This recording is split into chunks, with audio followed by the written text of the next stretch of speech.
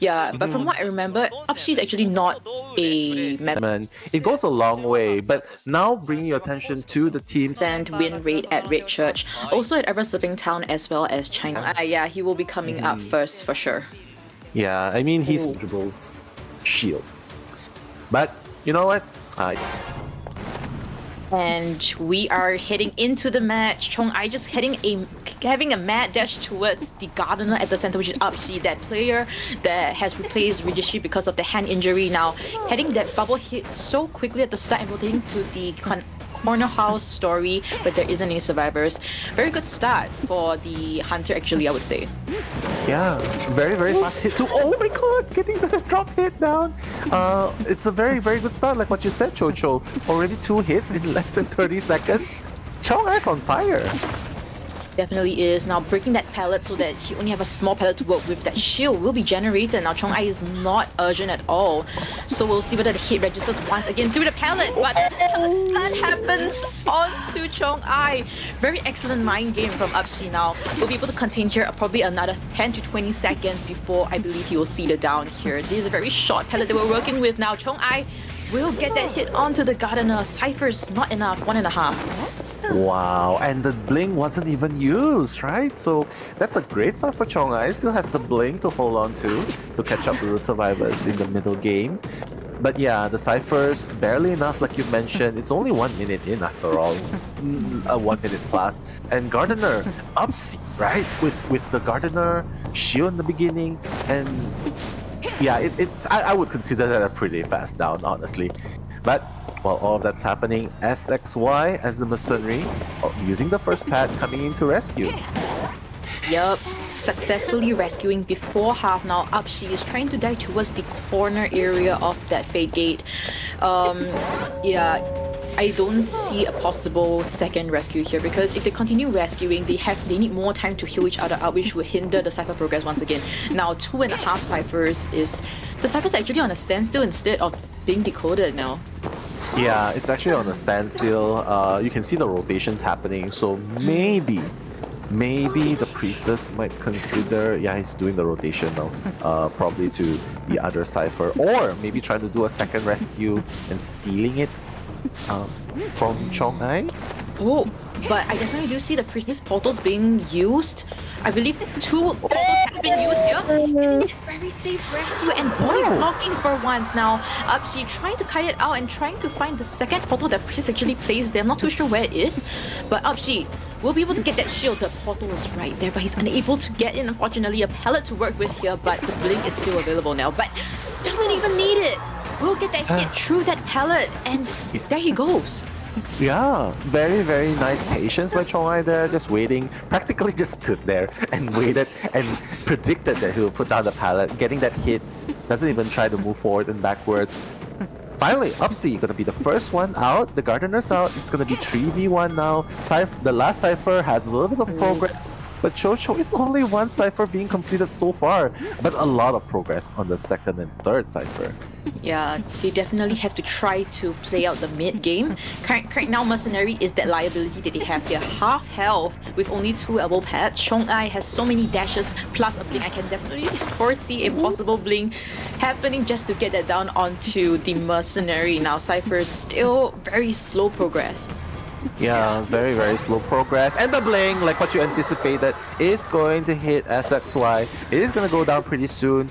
Has one pad to work with later on, maybe after getting rescued. But at this point, it's looking like a draw. I mean, really? Priestess has 1 portal, Acrobat's fixing the last Cypher. I don't know, if Chong-I can cut off the rescue, I think that can happen, but yeah, I don't think so. They're not doing the before half rescue. Oh wait, they are! Wait! Wow, getting a free rescue, but able to get that hit, so it's just counted as a body block. Mercenary has 1 elbow pad, so will he be able to make this kite last? Because now Chong-I is second skill and doesn't have a blink, unfortunately, but his dashes so smooth and fast. So smooth and fast, but FPX.ZQ is also moving away with ease. Like they're not going down instantly, right? The second, third kite, they're not doing he's not going down instantly. So SXY, even if he falls down here, it's fine because Priestess can finish the 75-76% cipher. Sans will be able to complete that cipher and go for the rescue. So it still looks like it can be a draw. Will he be able to? It's really close though. 95. Chong-ai is rushing over there. Oh! Hit onto Acrobat, pop that cipher. Still has a ball to work with. Priestess will prime that cipher at 98%. This is just a mad dash. A very close one, in fact. And Oh! Terror Shock! What's the cipher? Cipher was a little late, but the rescue's gonna happen. SXY has to survive a little bit longer, otherwise Chong-ai will be able to down him instantly. And okay, now not missing that hit this time. This is SXY. crucial. Yeah. Okay. Oh no, the Shock's gonna get it, but Chong-ai, you think he'll be able to make it in time? No, he won't because he made a very late trade swap. He just made it, and our teleport is not even ready until 20 seconds. The gate might probably be open by then. Now Priestess, I believe Priestess is still trying to open that gate. 75? Yeah. 85? Will we be able to make it? Why is he opening the other gate? Is that the other gate? Wait, Gosh. they're opening another gate? Acrobat's opening another gate. Yeah, I believe so. And Acrobat is trying to go for the dungeon, but now he's at the corner house, kind of stuck. But luckily enough, there is no tinnitus just yet. Chong-ai trying to make a dash to that gate, but oh, I think he knows.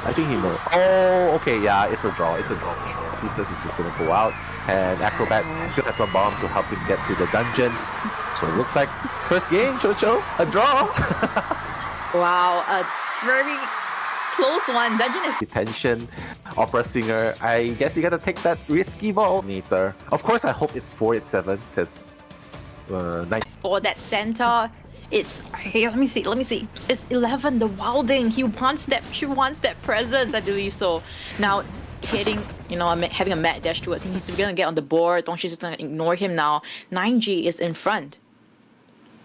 Yeah, I mean. Yeah. Yeah. It froze for us. Freezing again, but Already Dongshin. on the second floor. Yeah, Dongshin is like, oh, it's the.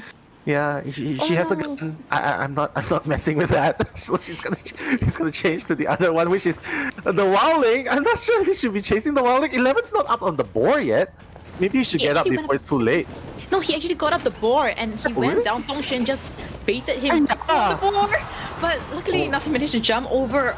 And yeah, missing that swing. Dongshin is like, yep, I'm not dealing with this right now. I need to get my hits, my first down onto the survivor. Now 487, giving the opportunity right situated at the center right now. Dongshin has a blink to work with. We'll see how fast the down will be. Yeah, exactly. He's like, I don't want to deal with the gun, I don't want to deal with the board. My mental health is important. I'm gonna go for the ones that I can farm presence of. And that's 487 Subachi. But there's already a slow music box at that side. 487's like, yeah, I'm bringing you to my domain, right? But Dongshin changing targets for the third time, for the fourth time actually. It's Jelly that's gonna be the target, and the blink into a hit. Chocho, fourth target. Oh my gosh. Yeah, and he's just gonna stay around this area, the Jelly, and yeah, he'll be able to rotate out, but he doesn't have a flywheel or whichever to work with. There is no more support portals, support female dancers boxes. Now, unfortunately, so it helps him survive 20 more seconds. Now, able to rotate to the 11 area, which you mentioned, now that it's a very strong kiting area. Now, Jelly trying to survive here, but we'll see that rotation towards the ass palette. Yeah, I mean, you can see what we're saying is true, right? Look at that. The second time Dongshin just goes through the pallet with no fear. That's his habit. I swear it's just his habit. He doesn't fear pallets, right? So I think Wolf Survivor needs to catch hold of his habit there. Because he's not one who swings before the pallet drops. He's the one who swings through the pallet. So 11 taking the next kite. He's already on his floor. 11 will probably be able to make that rescue in time. I mean, the board does add a slight speed boost, so it's coming really through. Has to be really careful. Oh, dashing into the hit, and he's gonna hit one more time. Wilding's gonna be able to rescue the female dancer. Jelly is you see. He just hits through. Yes, yeah, it's just his his head is made of metal, and he just goes through it and just like get that swing. Like, you know what? Even if I get the pellet stun, so what? I'm gonna destroy this pellet and still hit on with that chase with you. Like, let's not waste time with the mind game. Like, Yeah. I just wanna get that hit on you. And now Jelly, we'll see that chair for the second time. Psychologist, will we see that heal onto the wilding, or are they just gonna sell? Because ciphers are actually quite enough. I think they can afford to rescue. You can see 9J is coming in, right? He still has a gun. That's one thing you gotta watch out. They know Dongshen has used up Blink, so he doesn't have excitement, but he's gonna change target. He's gonna hit 487. 487's gonna stand there and be like, hey, I'm here. I'm gonna just decode. It's fine. You're not gonna get me off. And look at the trap! Oh no! But because of that gun, 9J will not be able to make it on the trap. Dongshen has to change target to 9J. Oh. It's fine. Changing targets now when Jelly is the last chair is 100% acceptable. Even if they want to, psychologists can give the heal onto that female dancer so that she survives. So this is actually an excellent play. Forcing Dongshin to change targets over here. Excellent play. Now last ciphers at 64%. Oh my god, but things are not quite settled yet, Jojo, because 64%, like you mentioned, they're actually starting a new cipher. So unfortunately, the last cipher is in the factory. But wait, 487 making the free rescue? Oh no, Mr. President has missed that, but it's fine. 9J cannot get far enough, and he's gonna go on the chair a second time. The saving grace is at least 487 is uninjured, so he can still come in for another rescue. But I'm not sure if the time's gonna be enough there, Jojo. Yeah, and the 6th cipher is being decoded as well because the second cipher, 67%, is actually the one at the graveyard. So they are unable to decode that as well. So very, very good decision making from the side of the survivors to actually just decode another one instead of forcing that cipher, giving it that free chance. Now, 487, full health, should be able to get this rescue without a doubt. Now, Cypher, 75%. Will it be fast enough? Oh, 487 tanks it. 9J will live to survive. Notion has no choice. He has to put 487 on the chair. He knows that the Cypher should be ready. If the Cypher stops, he's gonna teleport. He's gonna teleport. Oh my god! Oh my god! Oh, he's gonna come back to the graveyard. Oh my god! Oh, yeah, 9J is already far away. Best case scenario, I think, for Wolves here, if 9J can buy enough time, probably gonna be a draw. But I feel like there's gonna be a rotation towards where 487 is. Yeah, female dancer at the bottom left is actually rotating towards the graveyard, getting that rescue. But 9J is already second chair. He will fly back to the mana when this chair happens. Now, female dancer as well. Psychologist too. 3-person that can potentially go back to the mana. Now, Dongshan is making a mad dash towards graveyard where the person was first rescued. Now, the two of them is just trying to split up their ways and trying to go towards the other gate, but it's really tough. Oh, they're trapped! They're trapped in the graveyard! Cho-Chong, they're trapped in the graveyard! Yeah! I mean, yes, that's the whistle by the Walling, but Dongshan knows, he knows that they've got to be around the vicinity here, right? Now, let's see if they'll be able to make it through the tram. Oh, he sees 487! Oh, maybe he'll be able to make it through the tram.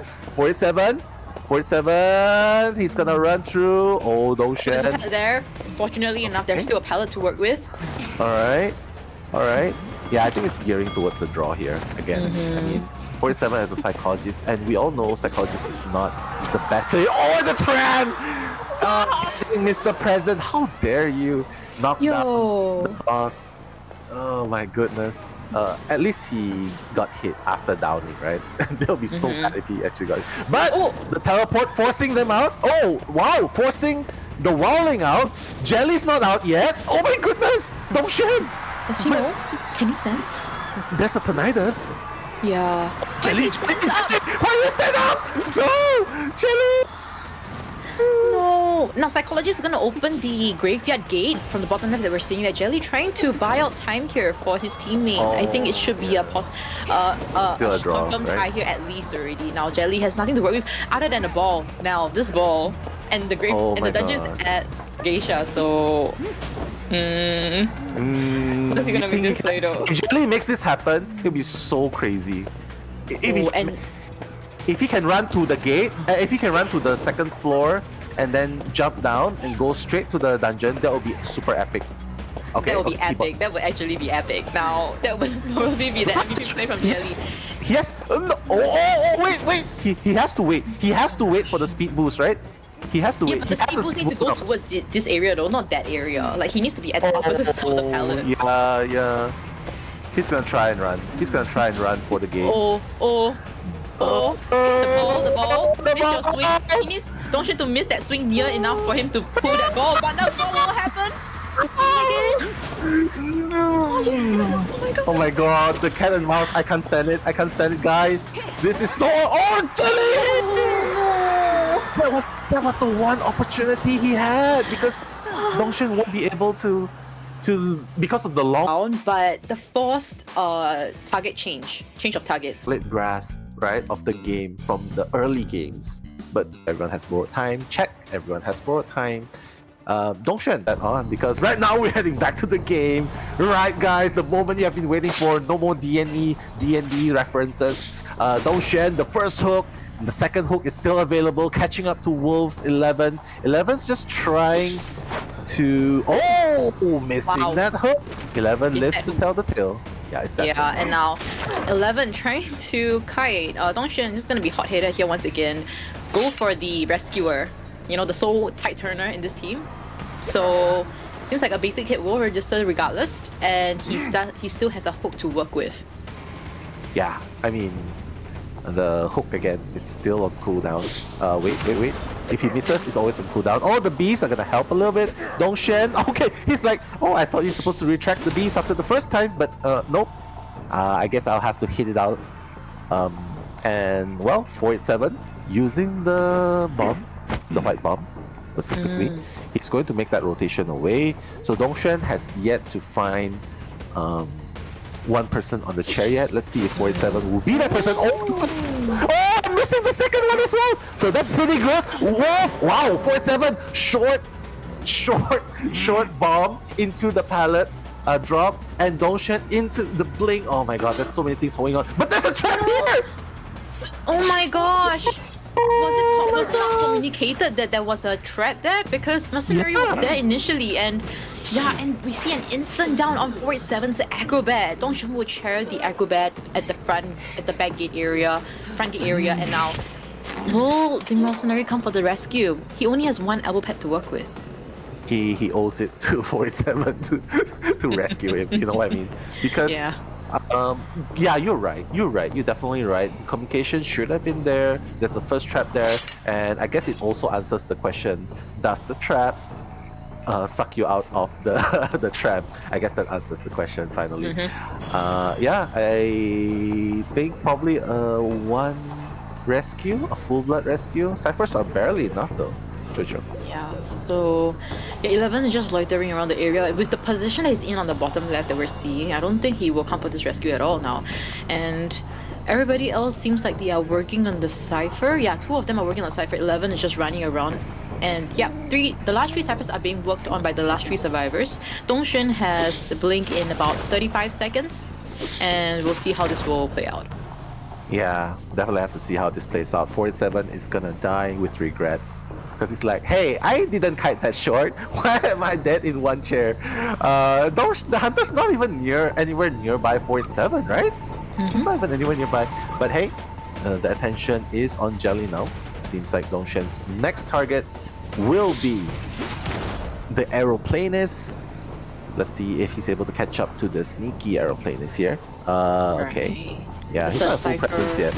Yeah, the third cipher is done. The last 2 ciphers still on a standstill. 11, not gonna decode the double story cipher anymore. We do see on the bottom left he's rotating towards behind double story. So they're gonna decode a 6 cipher instead. And Jelly, get that pellet stun onto Dongshin. Now, this cut is really long now.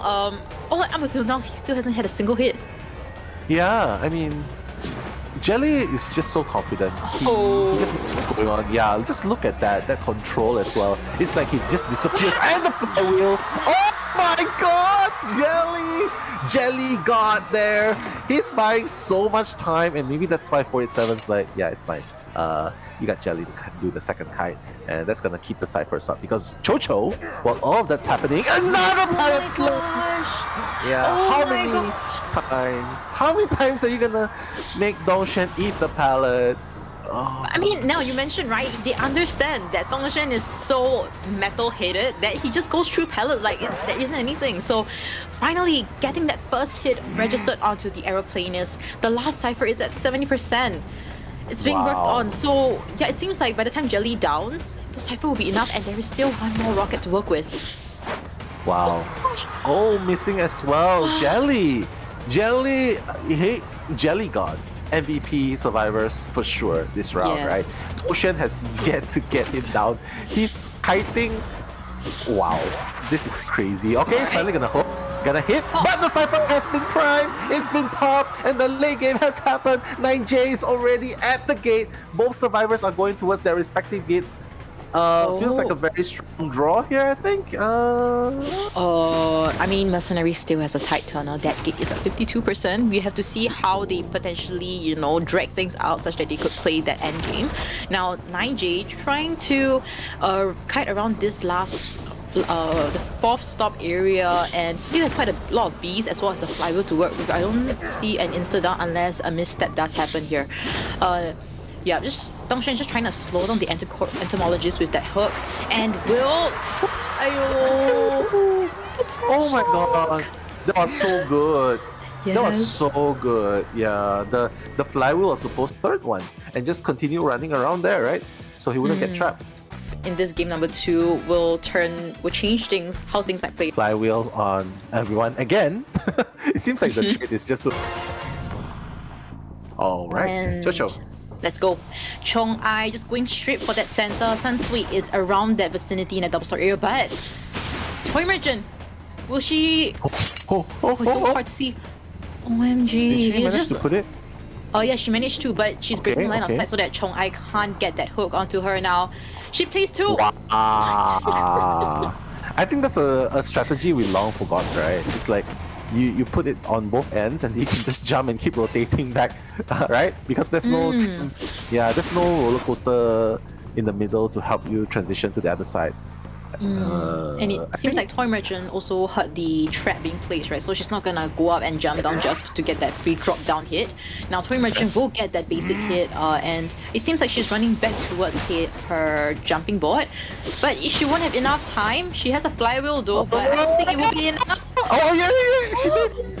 And the jump again, but that jump To the is first not gonna.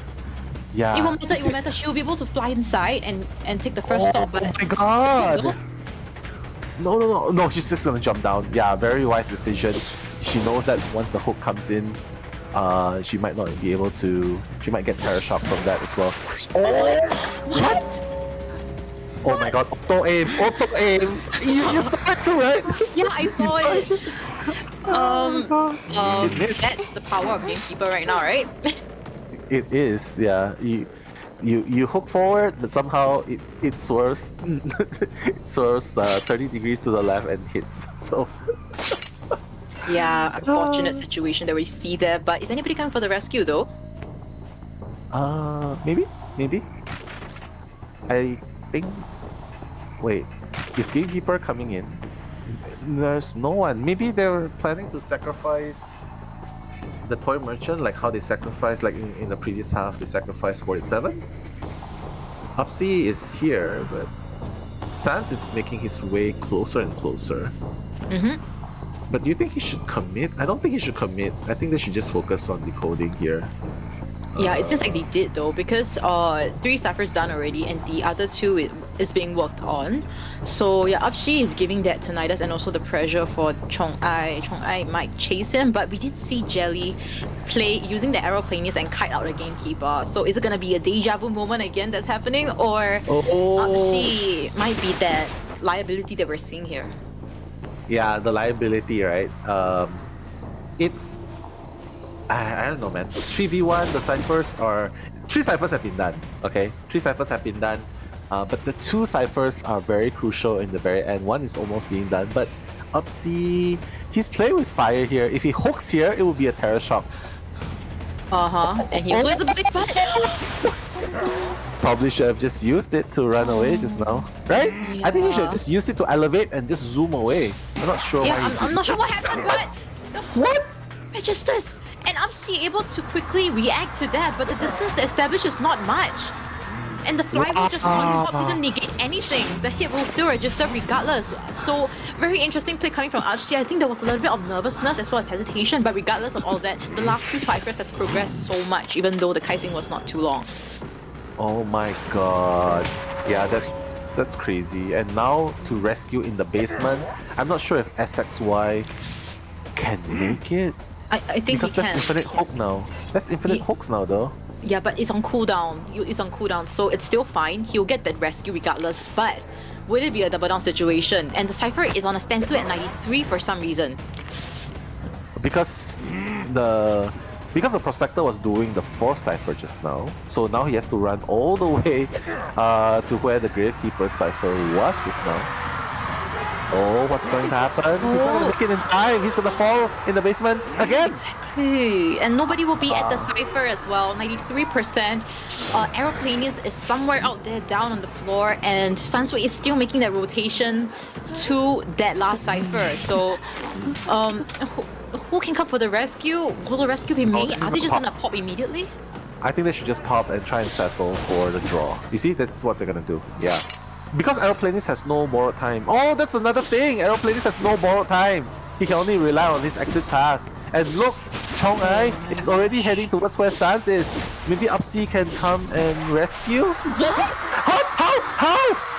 How did that hit? No way! Chong-ai making miracle plays here. Hooking onto Sansui with that elevation that we saw there. And Aeroplane is not even gonna go for the rescue for the Gravekeeper. He's just gonna he's gonna open the gate, but will it be enough? The teleport will be up now. Once he knows that there's no one here, I think he would risk it and teleport. Teleport! Okay! Oh my gosh! God! Chong-ai! Wolves are surviving! Lang Toi! Oh, oopsie! Oh! It's gonna get hit there. Wait, why did he not hit? It's okay. It's still a down. It's still a 4-kill. Chong-ai securing that 4-kill, breaking the ties from the previous rounds. And ultimately, when both of you got down, he wasn't even close to where the cipher was. Then don't rescue. But then had the teleport already. Yeah. Chong-ai, trump card as well as detention. There won't be any Wow. Chong-ai, as the smiley face in my favorite skin and Chocho's as well, is gonna find SXY in the vicinity. Doesn't quite know who it is yet, but SXY taking his time, just trying to keep out of line of sight. Coordinator! Oh! He's the bait of going in. Oh, and the gun straight into his face. Excitement's not even ready yet for the next 10 seconds, but realizing that, they're just gonna use this gun straight off the bat. And Chong-ai, right now, he's just gonna find a little bit more parts, find the next survivor. Yeah, he's like, I'm done with you. I'm done with you. You shot me. Or we're done. I'm not gonna. Yeah. Yeah, and that's the thing, right? Even if you spawn near the clown, right? He can't do anything with you because if he decides to chase you at the start, he has no items to install into his propeller. To his rocket, so he will just, it would take forever for him to chase. So you're near, then I can't chase you. But if you're far, I can actually I can pick up things. The patient will be able to use the hook to hook up. I believe he used it already. And go down again. Go down again. And then go up again. Oh my god, he's buying so much time. Yeah, and the hook cooldown is ready already. So this is just so unfortunate. He missed! He took a little bit too long. To use it. And the pallet slam. Zipi, realizing that he was going for the charge up attack, he's gonna stun, but now he's not out of hot soup. Zipi is still in a lot of trouble. Chong-ai does not have blink, mind you, so he's gonna try and mind game a little bit more. Wow, this is super intense. Look at Zipi. Back and forth. Oh my gosh, why is he still here? I mean, it's in. Oh, the terror shot! He managed to. Oh wow. Okay, now the forward is here. The stun happens, but excitement comes through. And now, who will come for this rescue? Stun rescue.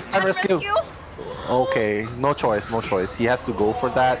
Has a Titan to work with, but Zipi's not gonna run away from this area. Yeah, he just.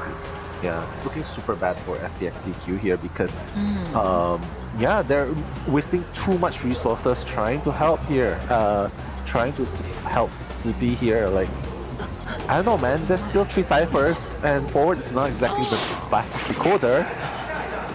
Oh my gosh. Now he will see the chair for the second time.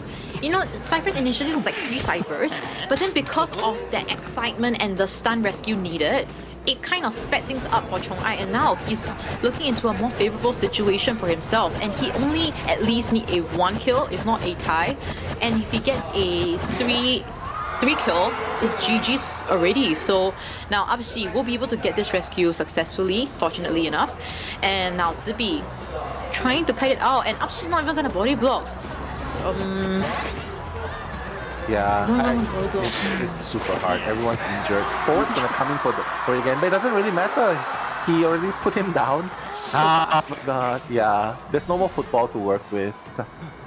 Sanshui has to get away from this place. Only have 11% left. But fortunately, the survivors of FPX.ZQ has managed to pull the ciphers back in their favor. The fourth ciphers almost done. But then again, Chong Ai is just pressuring so much now. I'm not sure if anyone can touch the cipher just yet. Chocho. Chong Ai has the Tinnitus propped up here. Oh, nice pellet slam. Unable to get that hit onto the coordinator, which is the only full health member that we're seeing here. Has no item to work with as well. So this is it, right? Trump cut. If he switches to teleport, whoever touches the cipher shall see the hit. Shall see the hit immediately. Now Chong Ai. A bit dizzy, able to get out of the area, but okay. the swing still hits. Chong Ai will fit another thing into his rocket. Teleport happens. Who would it be? The forward with a little ball left. So trying to mind game here, but sorry, it's the Acrobat, and we'll see the down again. 6 cipher being worked on. Yeah. When you said ball, I honestly heard ball. So I'm so sorry. no, I'm just kidding. But seriously though, the chase by Chong Ai, the control, just injuring everyone, attacking their resources, attacking their health, everyone's half health. I mean, I don't know, if Chong Ai gets a 4K here, it's pretty much over. It doesn't really matter anymore if they play the second half because the scores difference is gonna be too much to catch up. SXY trying to sneak in. Let's see if he manages to do it. Oh, he actually manages to. Oh, and what? And the magic stick to block it as well. So Chong Ai a little premature on just leaving it, but the touch onto SXY. Wow. Yeah, it's the forward that's decoding. So, oh my god, the ciphers not going exactly the fastest. Yeah, the thing is also, right, the forward does not have 3 also, so he can't even come for this rescue. If the hit registers onto the forward, the cipher pops, then he's not gonna stand up, he's just gonna see the chair immediately now. He's trying to spot out where the Acrobat is, the Tinnitus is propped up here. AXIZ has that blood trace on the floor. Chong Ai is focusing on this target. Wow, amazing drift coming from Chong Ai, and now the cipher is prime at 99% that we're seeing there. Okay. Acrobat, can he make it to the chair? Or not? Can he? Oh my god. Pop it, get that speed boost. Amazing play. Teleport happens onto the chair, can't rescue now. Sansui just dropped down from the big boat area. Somebody got to go to the gate. Either they go to both. The thing is that they can't settle for a tie, right? I mean, they can, but it's gonna be a 3 kill. It's looking like a 3 kill. They can settle for a tie, and then the next half they gotta get a 4-man escape, which is crazy, which is tough. A 4K, yeah, 4K. But if they get 3K here, it's over. Kushan cannot bring it back unless if he kills them, gets the 4K and then plus 1K. But that's not gonna happen, right? So now Sanshui still trying to buy a little bit more time. The act is on the second floor, obviously trying to chase. Oh, Chong Ai! First crash. Yes. Alright. He needs to make sure that he gets this. The dungeon is actually really close. I'm not sure if he can because he doesn't really have any more football to work with. He has but he's fly though. Yeah. Oh my gosh. What is this? Flirting. Flirting, yeah. Flirting game is on, and Chong I think he is trying knows. to. Yeah, he knows. I think he kind of knows that he's probably gonna secure. Even if he doesn't secure this, right? There is still that second half where he survivors. Ooh, nice. Yeah. Uses oh the my flu God. already, but you have nothing. He's blocking him off. You can see for yourself, he's blocking him off. And now, oh, nice! He's My. actually using the last remaining football, or trying to even bait. Yeah, he's just gonna stand and accept his fate. GG. FPX.ZQ has done so super hard carry. That's not Chongai anymore. That's super A choke. long time, right? But just that one field hook. Super persistent, and I think ultimately he wins that mind game, the battle, First match of today, we have Wolves Hunter Chong-ai. which proves that zodiacs are 100% accurate. Yeah, are the ones that's holding on. You can see the average of 1.67. And yeah, Elf, Miraike, the two hunters, as well as the scores. It seems more balanced than any other team that we saw today. Except for the Gardener, so she's the one with the 912, apparently. Here we go. Now going straight for that Gardener at the fourth stop. Hamitu trying to play it out here. Burio looking at the Gardener as well, trying to see which way might be the easiest way to get towards the Gardener. Close down the distance now. Yeah, Hamitu will be going there. Drop down, but no hit will register. Hamitu still has that shield, so it shouldn't be a problem. We'll be able to get this speed boost from that window and rotate to a stronger area with that 2 pallet 1 window. Yeah, technically you don't want to fall down super fast, like what happened in the FSC town, right, in the previous matchup. The Burio still trying to play a little bit of mind game, but little does he know that Hametu has already left the area, closing it down, going back again. Wow! Running right past the Hunter and opening up the shield as well. Okay. Interesting. Right, get the pallet boost as well. We'll be able to teleport back, get that hit. Hamitu will hit back towards this 2 pallet 1 window area, trying to play it out once again. Still has that flywheel, but the hunter has that blink, so the hit registers. Flywheel did not register for the side of Hamitu, and now we'll see that chair. Ciphers are pretty fast. Lucky for them though, I was saying the third cipher would be slow, but the second stop had 1 cipher too, so lucky for Acrobat. Yeah, I mean that was a fairly fast down to top it off, right? But the 2 ciphers are going to be down. It's 2.5 ciphers at least, and Wildling's already in the vicinity, trying to come closer. Okay, careful not to farm too much presence off the Wildling. Yeah. He's buying so much time, such that it's very close to that half mark now. Get the rescue successfully, gets that body block as well. Hamitu able to rotate to a further area, has that shield produced, still has that flywheel, has 2 pallets and 1 window to work with here. We'll see how she's gonna play it out. Well, she's gonna play it with activating the bubble. So far, she's still running. There's no blink. Buri also trying to catch Hamitu. Hamitu! Oh my god! Had the right idea, right? Had the right idea, but just a little bit late. I would say that was really like fast already, but just somehow that tip of that opera singer's fingernails just happened to hit onto Hamitu, and we'll see that chair, that same chair, the second time. Now last 2 ciphers, really healthy, but a very slow progression at this point. Yeah. Slow progression because again they have a Wildling in the team, right? But I guess it doesn't really matter since it's the Toy Merchant and the Acrobat doing the coding, but it seems like Toy Merchant would be the one coming in for the rescue, gliding in without a worry in the world, dropping down, getting hit, and gonna make that rescue perfect. Hamitu, second chance in life with the bubble, trying to make it to the window. Burio's just trying to block, but the bubble's gonna last longer than he expected. And wow, with the elbow pads as well. So beautiful setup right there. But the last effort's gonna be popped. Cypher's nowhere near to be primed. Wow. He used the flywheel like just to, you know, I might as well use it. I'm not saving it until the next game, you know what I mean? Yeah. Fair point. Right, and now moving on to the last 3 ciphers in the map. 2 of them half health. KZ and K is the only full health here. Yeah, and it's really unfortunate, right? The Gardener was able to be chat back all the way to that chair where it interrupted Wilding's cipher. So really unfortunate situation that we saw there. Now don't least though! See that hit! it. He didn't manage to jump. He waited a little bit too long. He was like, yeah, bro, what are you gonna do? You see me, you're on the other side, you're gonna blink. And yeah, you know what? When you play with fire, Burio's gonna come back and haunt you. They're gonna Yeah, but Buru also, he didn't hesitate for a single second. If he did though, it would have been a different situation. He was so aggressive and he was so decisive at the same time. He just went for that blink and that hit registered. It was so smooth, for real. Definitely showing why this hunter, this opera singer, is his one trick, and it works out perfectly for him. Yeah, Burio's definitely living up to the opera singer BO1 specialist. Gonna find the next target though. Dolisu's already past the halfway mark.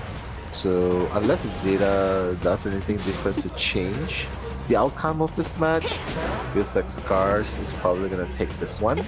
Cyphers are not even prime, not even done. Yes, they managed to... Walling manages to rescue Toy Merchant, but I don't think it really matters. Oh. Important play. Now Moshi will be able to survive for a bit more. Missed that swing, so very good. Able to buy out even more time now. All of them are healed up, and they can simply decode. So amazing play coming from Walding, Mochi's Walding in fact, and wow, he's able to buy out so much time for his team. A Walding, a half health Walding with no pick. And he's still playing there. Yeah, he was playing at the same area over and over again. Definitely super impactful there. Yep, yes. And also from the bottom left just now, we see that camera view of that Toy Merchant ready to fly down.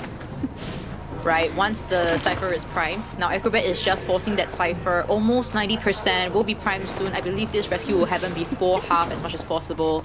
But it seems like Doliso is not gonna go for the before half. In fact, it's gonna wait for after half then go for that rescue.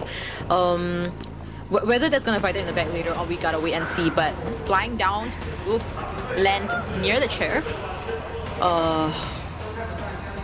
Okay, has to be really careful. The train's already up, so I don't see why he has been waiting for that long. Wildling, Toy Merchant tanking that hit. Fine. They're gonna try and split up the location. He's definitely gonna go for Dolisu, right? Because he doesn't want to keep chasing the Wildling. And then Dolisu's gonna have free access to the door. Wait. Oh my gosh!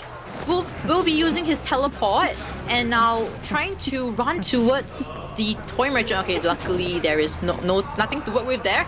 He has that jumping board, will jump backwards, but the dungeon is not here. So Walding is at the top area. Acrobat will see that hit through that pallet. Unfortunately, Buru will be able to chair KZNK onto the chair. Walding is still at the double story area. First stop Cypher has not been touched just yet. Yeah, hasn't been touched, hasn't been opened. This is giving so much time for Buru to catch up to them, right? He's gonna just go ahead, zig forward. But honestly, it's a little bit too far, and without teleport, yeah, I feel like it's gonna be a very definitive draw here. You know what I mean? Of course. So yeah, it should be a tight situation that we are waiting to see. I just know I saw the coaches, they shake hands, then they continue holding hands and continue walking. Alright, Mirai K, Matt Dash going right where the fourth station is, probably trying to look for the female dancer. Sor has already placed the slow music box. The first teleport going to be used, bringing him much closer to Sor. The second music box has been placed as well. Mirai K gonna stop a little bit just to break the box, but it is going to allow Source to place a third music box, and the swing going on. Yeah, it's not gonna hit that time, but Soar is still kiting really good. Mirai K still trying to get that first hit. Okay, a pirouette maybe, a pirouette, nice. But Mirai K. Oh no! Bible is not ready just yet. He has no item to work with at this point. Soar trying to kite this out, but the blink will be up in about 10 seconds. So if he's able to flywheel the blink, that's gonna be a huge play. Now Soar still kiting around this area, get that pallet boost as well. Window boost. We'll be able to get out of this area. Blink is ready. Will the flywheel be too? He doesn't even need to use blink for that. And look, I guess Sora realizes that even if he uses Flywheel here, well, it doesn't really matter because the Bling is gonna finish you off later on. There's actually the basement nearby. Not really sure why Miyake is not putting basement. Maybe he's wanting to force the rescue. But now Takoyaki is here for that rescue. First officers trying to buy as much time as possible. That should be the case as well. As close as the half point mark, it will drag out the decoding time for your survivors as well. Now, got that hit unfortunately. Yeah, that was very nice. Moving out of the range when the second clock was working, but the blink is gonna land, and this is why it's so vital that you force out the blink in the early games, right? Because now Sora, you're gonna get hit. Now where are you gonna go, right? And then that last hit is gonna give Mirai the full presence. Sora's just trying to run as far away as possible.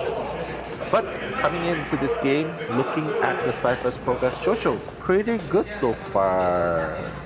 Yeah, it's good. Moni is actually making the effort to come over to this side of the map as well to decode, because if he doesn't, then there might be a 3-chain cipher, and that cipher has already been popped too. So, great job from the side of Moni.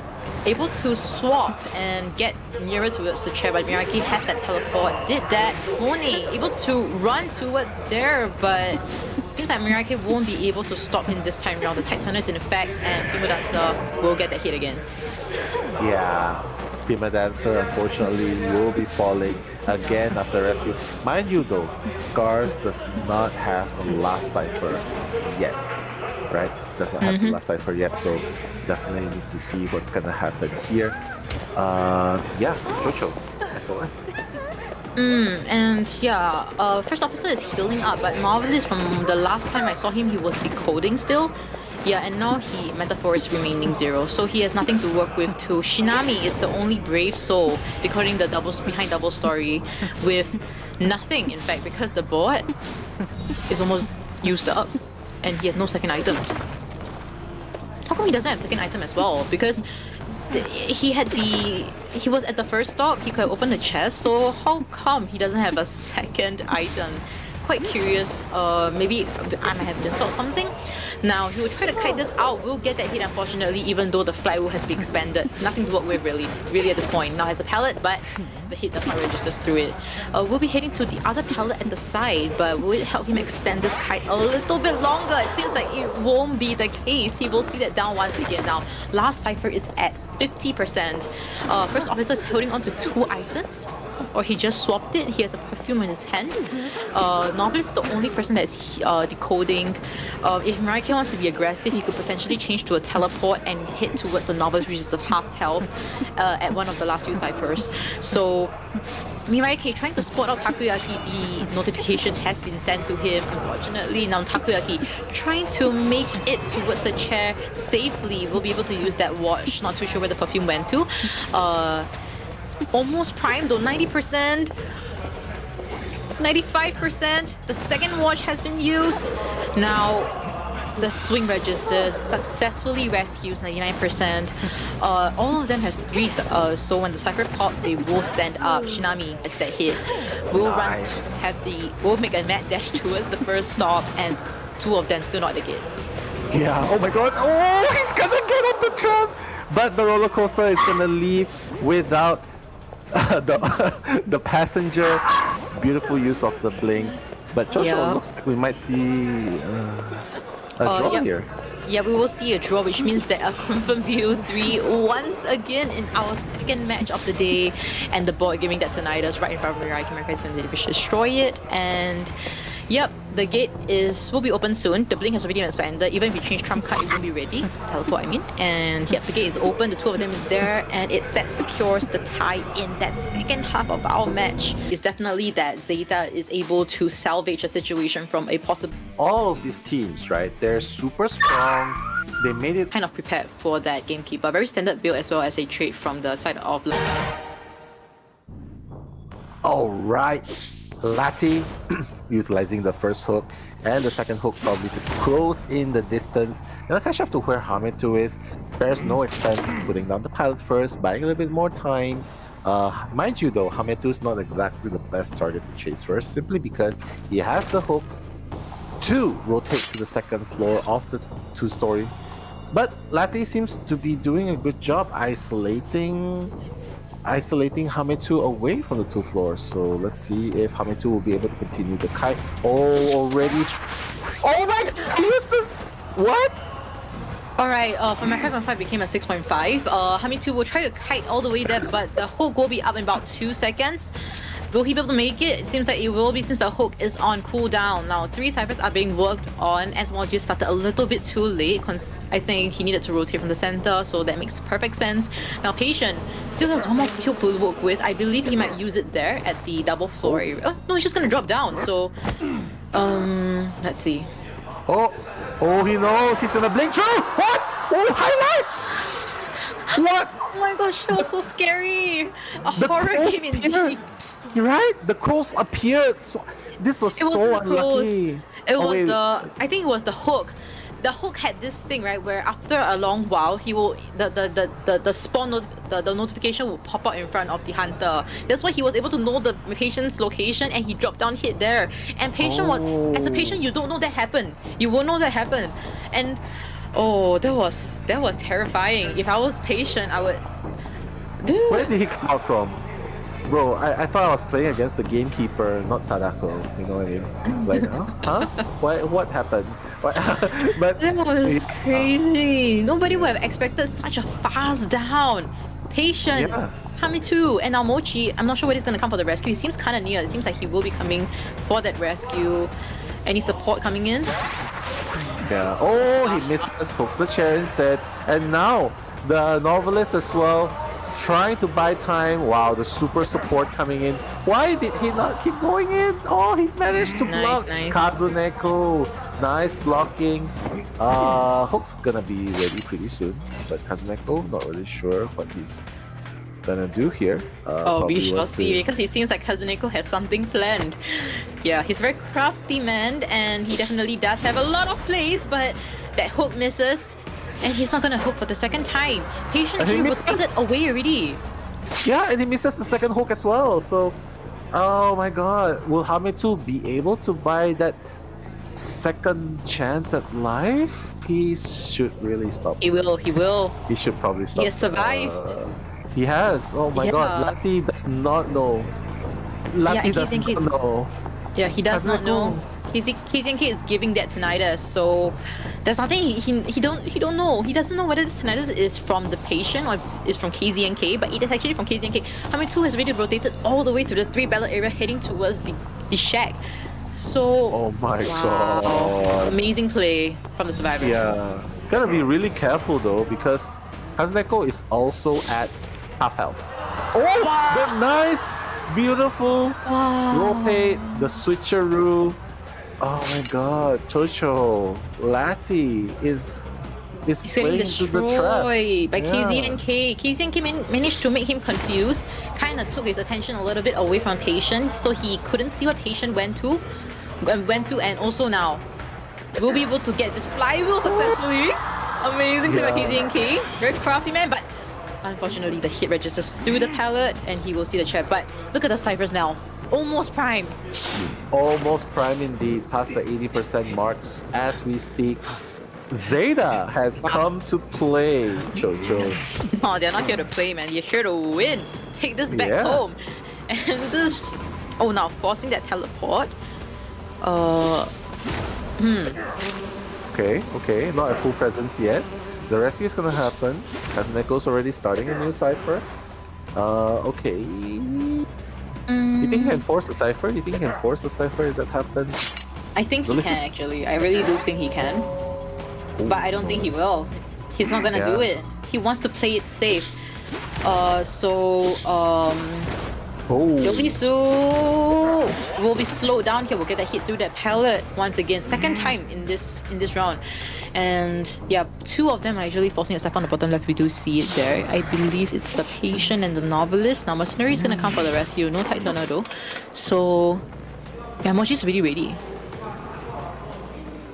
Mochi has to make sure that he's still trying to hide. He doesn't want the hunter to know where he's coming from, which is really good because now Cypher's almost prime. Lappy as well. He's not only is he guarding, he's using whatever little window of frame of time he has Free to set the rescue. traps. Yeah, free rescue as well while he was doing all of that. Oh my god, this is gonna be super hard. And Oh missing the no. hook, yeah, that's gonna be a little bit disastrous because they popped it. No hook, I'm not afraid. He's like, Yeah, I'm no not teleport afraid. as well, so they can definitely get that gate open. It's a definite 3 escape at least. Dolisu still trying to make it somewhere, but the dungeon is nowhere near. The bees let go fast enough, and the hit will not go through. Whoa! Dolisu Wow. choosing violence today, guys. This is what you. This is like what you get when you're trying to chase down someone.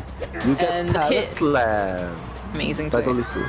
Yeah, but a 3-man escape. So JC usually does something by now, but he's just like loitering around me, like what's going on? Lose. So unfortunate.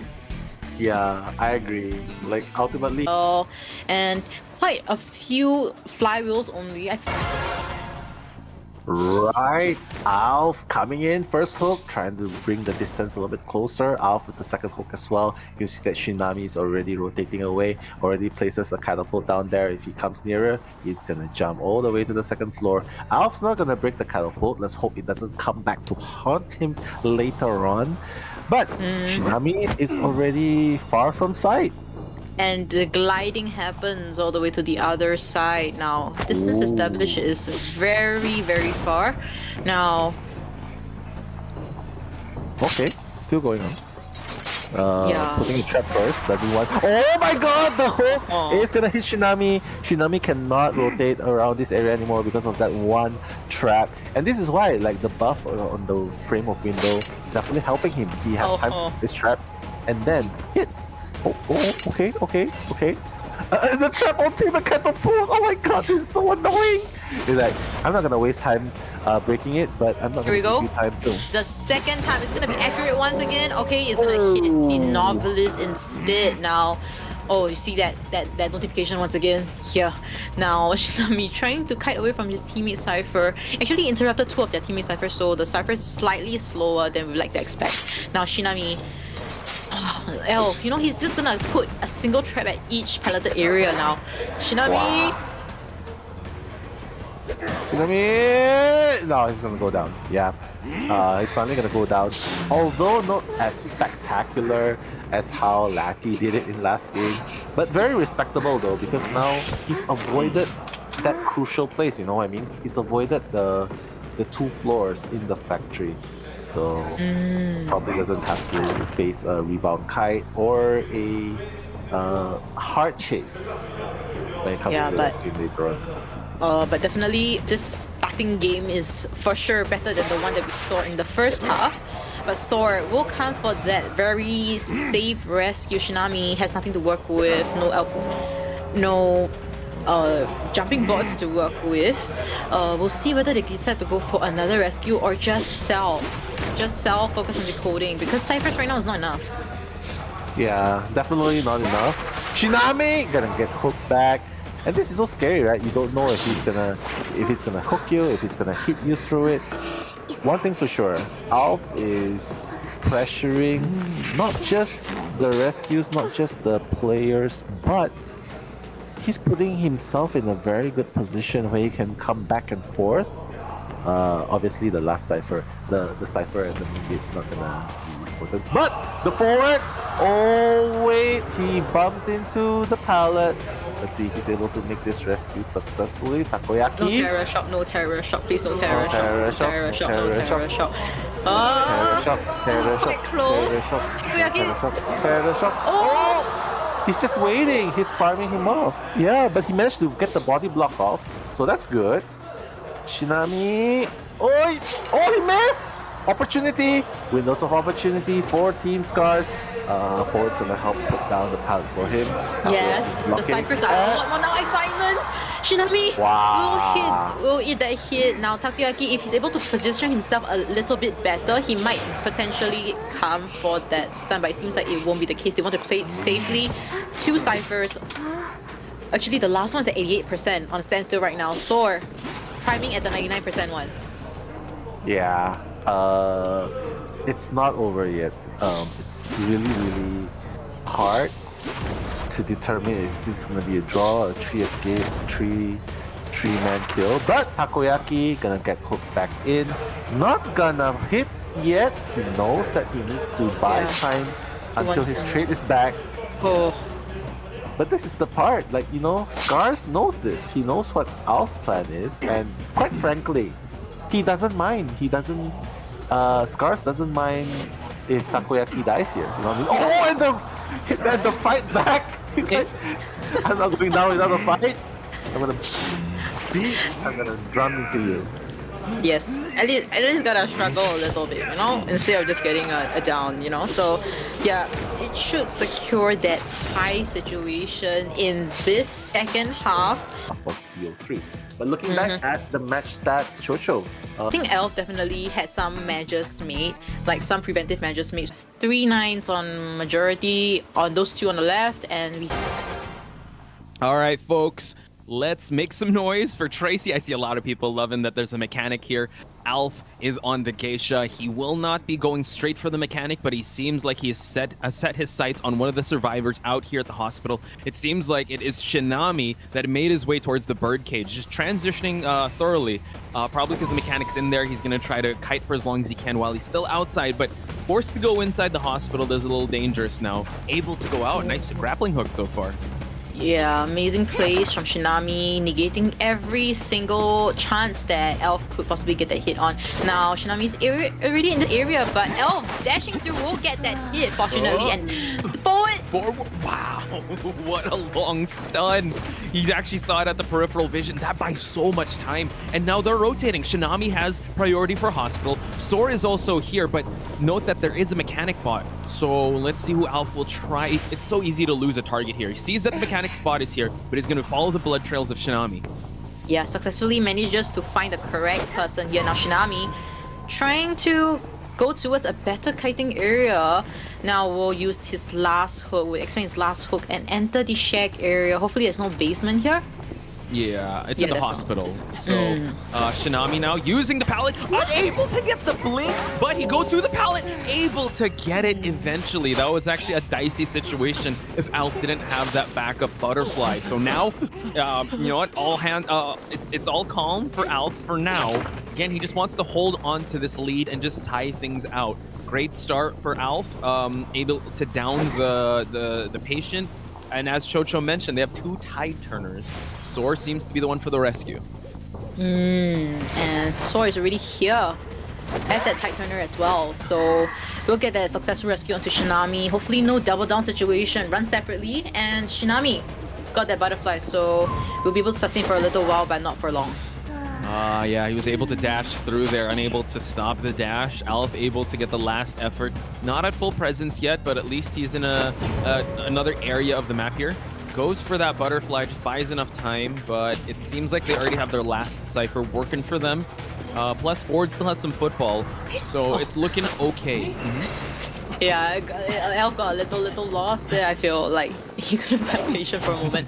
But Forward has this wanted order, so he needs to be careful, trying to buy out a little bit more time, you know, get that prime rescue. Now, the other 2 ciphers out of the last 3 has a lot of progress, whereas the last one is 20%. So it's looking still okay, but like you called out, Takoyaki has caught out real early for this rescue. Actually, it's a really early rescue, so Tiger is going to take him. So at least there will be some support coming into him. Takoyaki trying to body block all he can, able to hit the forward. So now this buys him a little more time. But is it enough time to... Actually, it's not going to be enough time. There's 3 ciphers left. Last cipher 38, unable to get the dash. And now the tide turner is going to wear off and the forward will be falling down. Yeah. Oh, able to dash through, but it was a little bit too far. Shinami will be able to kite out a little bit more, but is Garuna here for anything? But since Garuna is coming, she was able to pop that cipher as well. But the hit did not register. He managed to flip through. Now Mechanic will be using the ball to try to pop that last cipher. We do see that she's using it right now. Shinami! Oh my god! Monet, can he actually? Okay, he's gonna get a bubble and he's gonna force heal. It's at 70%, Chocho. They're gonna try to tie this one out. Gets the terror shock. It's not enough. Let's see if the pickup. Can he actually pick up the gardener? He picks up the gardener. Drops him. Is it enough? Oh, he's able to get the pickup. Forward able to get the stun. Is it going to be enough for the pop? They get it. Oh my god. Amazing stuff coming from Scar Survivors, but nobody is at gate just yet. Patient will be off the hook for now, but Takoyaki has no self-heal, so she managed to touch down on that one loose end that Scar Survivors have. And that's actually great call there by Alf, because the forward had to use up the self-heal. So now Monet will be the one to take this chase. He does have a bubble, but it popped right before he was able to get the swing registered, and that's a double down situation for Alf. Oh my gosh, and now I believe Sor is... No, that's Shinami healing Takoyaki now. We'll put down the Gardener for now. Wants to aim for the forward that does not have self-heal. Now, one of the gates open already by the Mechanic and Shinami. Last chair. Yeah, so Gardener can actually heal up. They can still push for like a 3-person escape, but Shinami, not much areas to work with. He's gonna have to just drag the Geisha on this bot. And now gets the down. Gardener has been revived. Chocho, can they get this 3-person escape? I think they will. There's no teleport. She has 3 butterflies though, so it's gonna be a mad dash towards that front gate. So we'll be able to cheer, but I think they're actually quite close to the gate already. I don't think Health would make it. God. Hang on, it's a foot race. Everyone is out, and there you have it, folks. A 3-person escape by Scars. Teammates Takoyaki did a great job body blocking. Was so dominant. COA 3, COA 4, always either banned or because Bloody Queen, known as the Thai Queen, but we know that the Zeta survived. Oh, so white the skin, but just like the skin. Okay, just like Bloody Queen skin, but now he's just gonna go straight for the coordinator. Now that I think about it, you know, coordinator as well as lawyer is really great chasers for the Bloody Queen because they don't have anything to work with. But the gun, oh, that was brutal. Yeah, it was. So now it seems like he's definitely lost sight of that coordinator, but able to go down and kind of predict that she was actually going to go for the entrance of this hospital. So this Bloody Queen doesn't have a gun to worry about anymore. And can he actually make it before the pallet drops it down? But the coordinator actually gives away a free hit. So this is big for Lati. He's just going to destroy the birdcage pallet and continue on the chase. Yeah, this is as if the first mirror did not miss at all. Now second mirror. Oh my god! The predicted movement by Lati onto the coordinator, effectively predicting where the coordinator was going to go towards. Vaulted Terror Shock. So now the blink just was ready. Just was ready. Now we'll be able to... That hit gave me goosebumps, guys. I tell you, Lati, he's cooking up something. This is the appetizer. We have to see the main course though, because that's an excellent start. Dolisu trying to hide away. He cannot afford to get hit this far off. Oh, Dolisu. Okay. All right. We're still okay. He's able to manage that distance. But just from the just from the persona from the survivors, right? They are not prepared for this Bloody Queen. If they were, they would have prepared flywheels. Yes. Now they all have tight turners or if not 3-9s. So Zeta is not in a very favorable position right now, especially with the ciphers is quite slow, fast down as well. So next mirror, accurate number 2. Wow. There we go. Direct hit, now at full presence. His blink is already ready, but they still don't... I'm pretty sure they might know it's a standard build. Dolisu again, tempting with fate here. He's got to be very careful, but now Hametu's going to try to hide away, but he's already been spotted out. So, second time in a rocket chair goes the coordinator. And the second time that she's seeing the chair already, like you've mentioned, almost 3 ciphers already, which is not a lot. Good for the lawyer that he was able to pop the last cipher here. Gets the sandwich, force the rescue really early as well, so that he really has to rely on the tide turner, but the blink hit is just gonna make that tide turner expend a lot faster. And Lati now is looking at a tie game at the very worst. Yeah. Lati is not letting them breathe at all, just giving a single chance, just gonna be brutal about the blink hit, not letting him survive. And now the 4th cipher is at 30%, nobody decoding anymore. They're healing up in fact, and the 5th cipher hasn't even been touched on. Wow. Yeah, this is actually a good call for the survivors because they know they can't enter the end game with injuries prone about, and they need to be sure that their next chase target needs to last for really long. Mochi out in the distance. Dolisu now will be. I thought, oh, he spawned right to the hospital wall. So that's a break that the survivors do get because every time that a mirror is expended and unable to be used, that's you're actually attacking the resources of the hunter.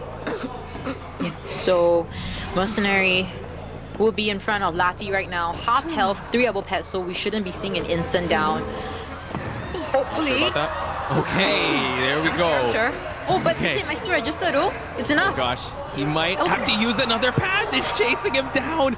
He's actually, he has to make the switch happen already. He goes for the switch right on time and now at a ruins area. So this is actually great for the Mercenary. Now he's forced to chase someone else. Yo, Lati, 1 mirror and 2 elbow pads.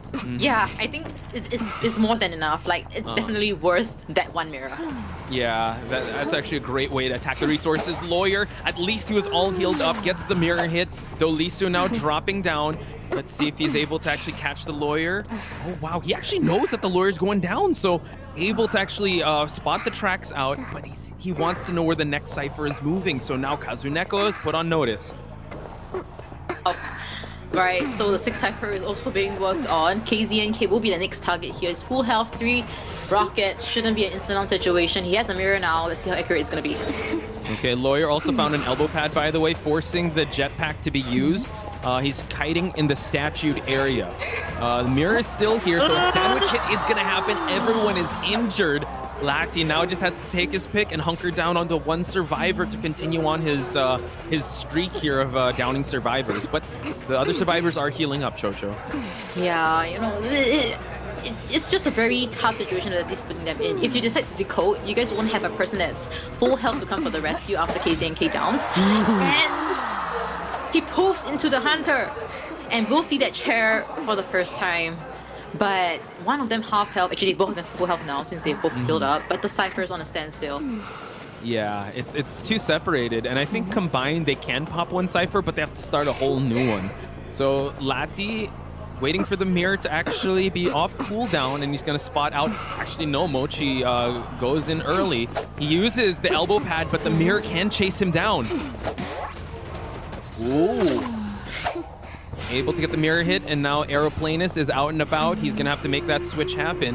He's chasing after Mochi, so he wants to down the Mercenary here, Chocho. Yeah, it seems to be just a matter of time here. We'll be able to vault through, try to kite around this area. He's looking at the Cyphers as well, mirroring Dolisu. Just teleporting straight away. Dolisu, you only has a map to work. He teleports to the wrong Cypher. Oh my god. But he's still able to hit Dolisu out of it, so now everyone is back to being injured. So he's really stalling the clock here on the objectives being popped.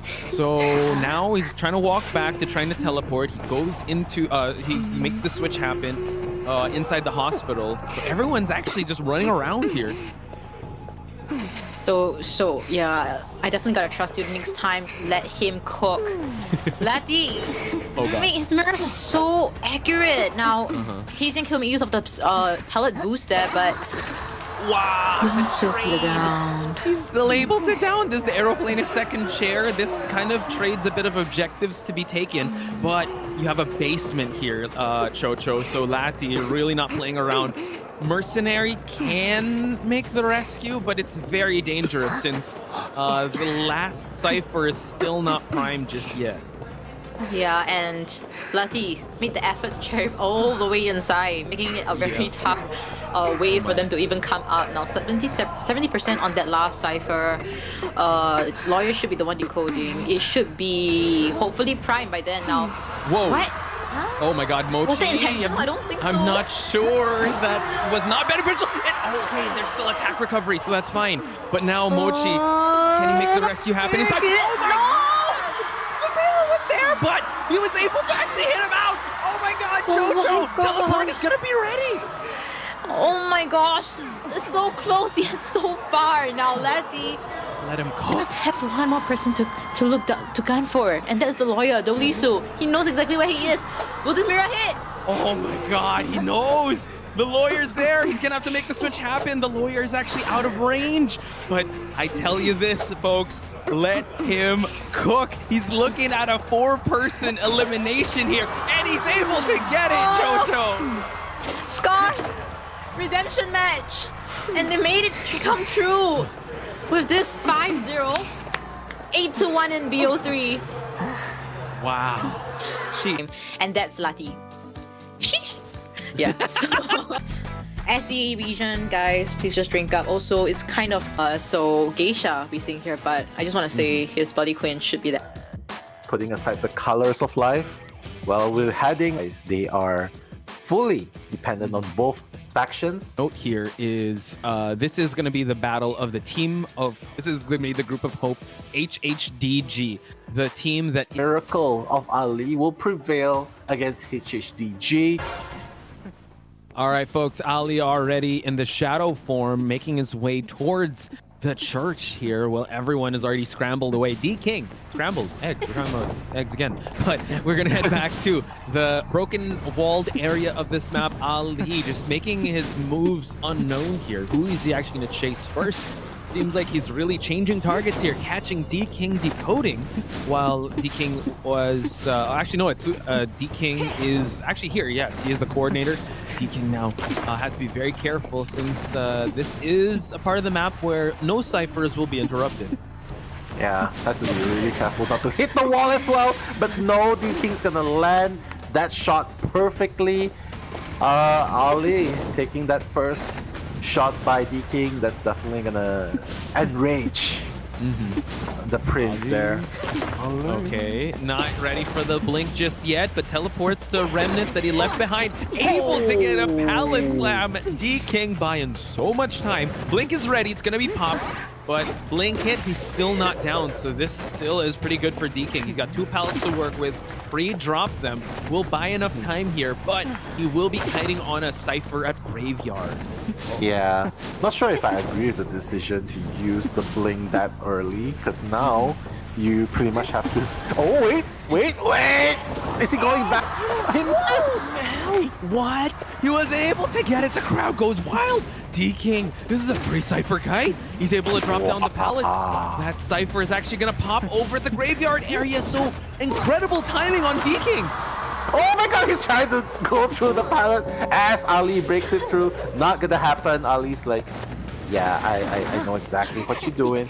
But Posh, D King, 2.5 ciphers kite onto. First we thought it's gonna be worrisome that he's gonna be kiting onto someone else's cipher. But the communication was on par. It's like, I'm about to be done. No worries. Take the graveyard. And Yeah, that's what they did. Egg transitioning towards the red carpet here, getting chased away from the cipher, so just attacking the pressure just a little bit, but this leaves an opening for the mercenary to make his way for the rescue. Ali trying to look for the mercenary, but the mercenary is already here. He turns around, mercenary can get that rescue going, but he's playing it very safe. He's able to actually get it and also eats the hit. So clean rescue on the mercenary side. D King now might have to move away from this part of the map and just drag him away while Tide Turner's still in effect. Is it just me, or is he just wildly swinging? See, he's been missing that. You're not supposed to miss that. You're not supposed to miss that. Right? Yeah, and that's the thing. Like, D King actually, I thought he'd get the last effort, but the last effort did pop. Yeah, I thought he was actually gonna hit him through that window, but works out in favor of HHDG because they have all their ciphers ready now. Even the last cipher at 63%, so now Ali's kind of put in a pinch here. Possibly his best bet is try to go for a tie. So they have another Tide Turner on the Gardener, by the way. So Susutsu can go for this rescue. Yeah, there's been so many upsets in this game today. Let's see if HHDG will be making an upset against MRC too. But for now, Ding H, nice job, Ali, guarding the entrance really well. Wants to make sure that he doesn't get hit early. Okay. Okay, get the rescue. Getting a swing here, D King. There are some pallets to work with. Able to get a blink. Oh my god, that's the second blink that he missed. And now we're at the final cipher pop here. D King can actually go for the ending kite. This is so uncharacteristic. D King. No, this is crazy. This is It crazy. is. HHDG. It's a 4-man exit gate war. It is, and look at the gate. It's already at 60%. Ali frantically running to the front gate, trying to cut off the survivor's escape. But at this point, without a teleport, without a blink, how are you gonna do it? The genie buff seems to be gone, and It's another hair buff, man. Look at that! Oh my god! And now drops down the pallet. Oh my god, this acrobat egg unfortunately gets the terror shock, but everyone's at the exit gate already. So this is actually HHDG's win in the first half of round number 1. Wow, breaking the streak, the miracle streak that is Ali, getting a 3-man escape. I'm telling you, Nell. I would consider that a full Cypher kite because he was still... One flywheel on Xiao D's side, and we gotta trust in Xiao. All right, folks, here we have TZYM already making his way towards the shack area, not wasting any time, and it seems like he's already has his first target upon him, which is Hua Si. And we have seen D King actually kite for as long as he can in this area, so let's see what the difference will be. Hua Si already making his transition towards the slow boxes. Yeah, and the Bob to help him gain a little bit more distance. 2 slow boxes here can't be favorable for TZYM, right? So maybe that's why he's mad. He's like, why are you putting me up for abuse? Why am I chasing? Why do I even chase? Why am I not getting my over easy eggs? But TZYM gonna rotate, try to look for another survivor, but Nanako is away. Actually tiptoeing away. TZYM does not spot Nanako. Yeah, hiding away. Excellent hiding spot over the broken walls here. So now TZYM forced to actually go back into the shadow form, transition his way towards the graveyard area where Xiao Diazak and Huasi is as well. He knows that it is shaken, and he's going to spot out Huasi, the acrobat, has a slow bomb to work with. This is an alleyway. Let's see if he's actually going to get it. He's in shadow form. He's actually going to register the hit, and Blink will be ready for a down hit, Nell, if he's able to time it properly. Yeah, if he's able to time it properly, but with the slow boxes around, I'm not really sure if that would be the case. But Huasi probably needs to rotate back to where the slow boxes are. The blink! Wait, where's the blink? Oh, he's not using the blink! Oh my god, the owl though, so now unable to get the blink, but it worked out quite well. We're still in the shadow form here. Now the blink registers and the terror shock onto the acrobat. Yeah, that was amazing coming in. Wow, what a support, what a bait coming in to counter that support owl by Nanako. So already the first survivor down by TZYM, and mind you, Posh, while there's a lot of progress on each cipher, none has been popped yet. Yeah, and note that, oh wow, he already had a sixth sense that the rescue was going to happen, and now he teleported back. He wanted to clean up those boxes, but now Acrobat has a second wind here with Titan, and note that Blink was already swapped out for teleport. So Huasi now are with the firebomb. Shit, gets the hit while he drops down the pallet now. Wow, TZYM hulking up. He's just waiting, you know. He's just waiting to explode anytime. Just to... Oh, see, that was natural. That was a good one. Yeah. I was kind of expecting that, but TZYM. Now the question begs: will MRC rescue the acrobat, which is here? I think they kind of have to, right? I mean, ciphers are not really done yet, but with the help of the walling, maybe yes. Okay, hang on. Can't register the terror shock. Gets the hit onto the wildling. Now this acrobat needs to kite for his life. But look at that. He's actually going to down the wildling. So now TZYM, is he going to commit? He's going to commit towards the acrobat, folks. So now acrobat actually making his way towards the graveyard area. We do see that these music boxes are actually going to haunt TZYM. He's forced to break one. This allows time for the acrobat to transition. Hopefully he can transition accordingly. There's no... Oh, he's going to go to the remnant. Hit Perfect timing. You can see a slight delay, half a second. Walling's up. Will he try and disturb though? The Cypher's not even done. I'm not really sure if they're gonna disturb. Female dancer was the one who picked Shout. Wow, that was very fast healing. How fast was that? I'm not sure actually. That was... Did you have a syringe or something? Yeah, that was... He got up and healed. Wow. All right, we'll look at the replay of that. But now, Okay. TZYM can actually just rely on detention to get the last survivor down for them to secure the round number 3. Now we're seeing TZYM actually break the music box. Now Xiao Xiao on the boar. Yeah, this boar's been used for a while, but it can still absorb 2 hits. Yeah, absorb 2 hits. Exactly what we're seeing here. TZYM, I don't think he should spend too much time onto chasing the Walling. It's almost impossible to chase when he's on the board. But he's gonna shift his sights onto Xiaodi here. Okay. So Xiaodi now having no elevations and no music boxes to work with. Nice walk through the pallet, but he does get stricken as he was actually making his way to drop down that pallet. So now it seems like a full injury strategy is on the menu for TZYM. He's still holding on to that teleport because there are 2 ciphers that are being split pushed by these survivors. So Nanako, the Seer, has already spent the Owl and now has to kite this one out. Oh, he's still waiting. He's still waiting. Third time's the charm. No, yeah, third time's the charm for TZYM. He's gonna get Nanako down, break this pallet, and now he has to kite a little bit longer until the cipher on the other side is done.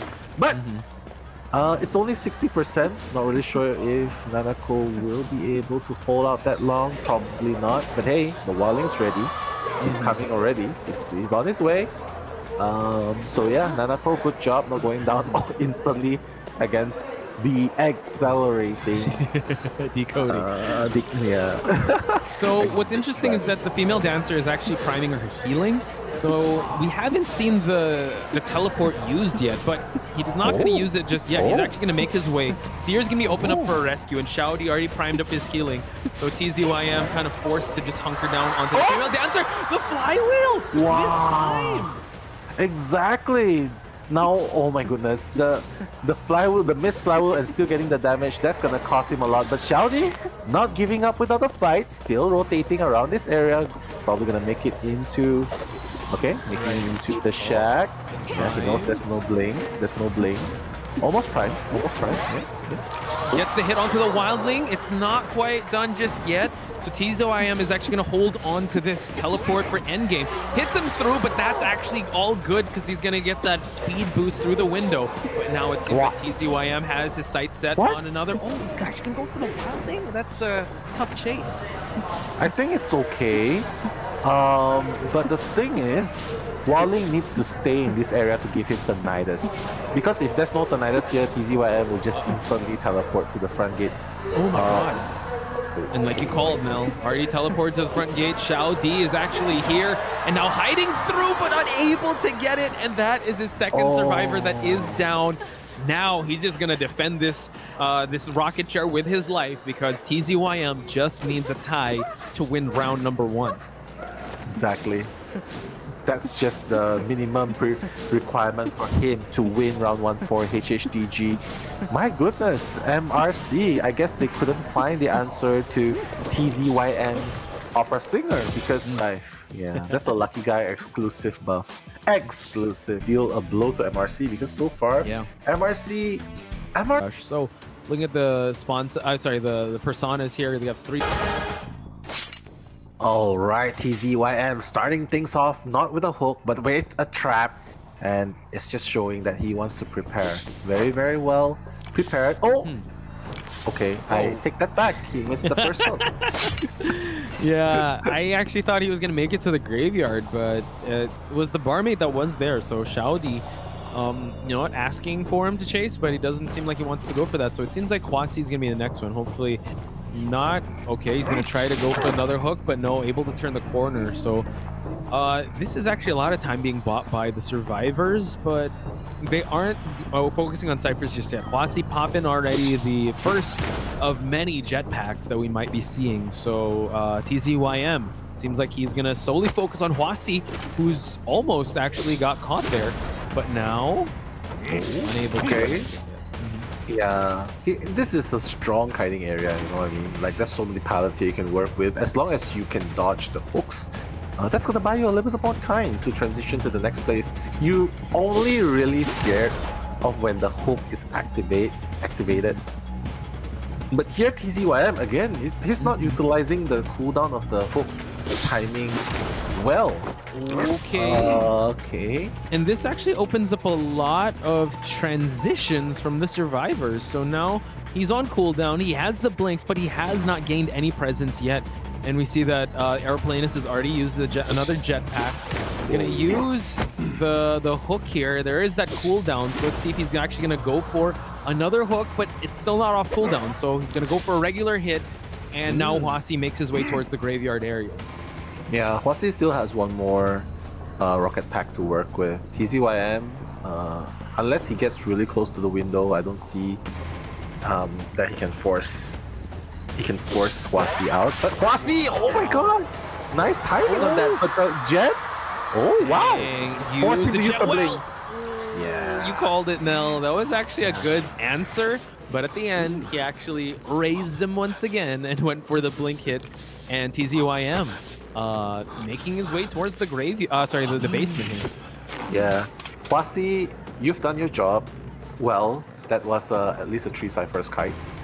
And I feel like and that's why, like, you know, it's such a good thing to have a Gravekeeper here. You can rescue from the top, you can rescue from the bottom. And Xiao X still trying to buy a little bit more time. There's an obstacle in the middle here to buy a little bit more time. The rescue after getting hit. Wow, that perfect transition from the rescue going all the way up. Hwasi's gonna buy time here. Okay, the Tide Turner's still in effect, but he's able to get actually hooked once again at that same pallet. So now TZYM has already put a stop to the Tide Turner. He will be dropping down, so this is kind of looking like a tied game, which is all good for HHDG because that still means that they're still in the lead here. Note that they don't have any more Tide Turners. So this next rescue is going to be very interesting. I think it's going to be a little bit more than a draw. The timing by MRC is just so good at this point. Like Xiao Xiao after rescuing, completing the Cypher, and just as the Hunter was done cheering, Cypher's done. So the timing was really good. Nanako, if you can make this rescue.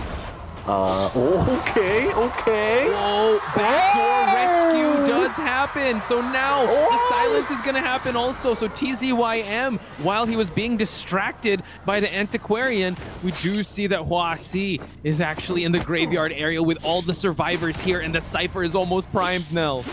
Wow, this could ensure at least, you know, this is doing good. MRC playing, the team calls it's perfection right now. The teamwork is so good. I think they should just rotate straight away now to the gate in order to quickly finish it off. Hwasi trying to run out. He's like, okay, I'm going to bait you. I'm gonna force you to hook me, hit me.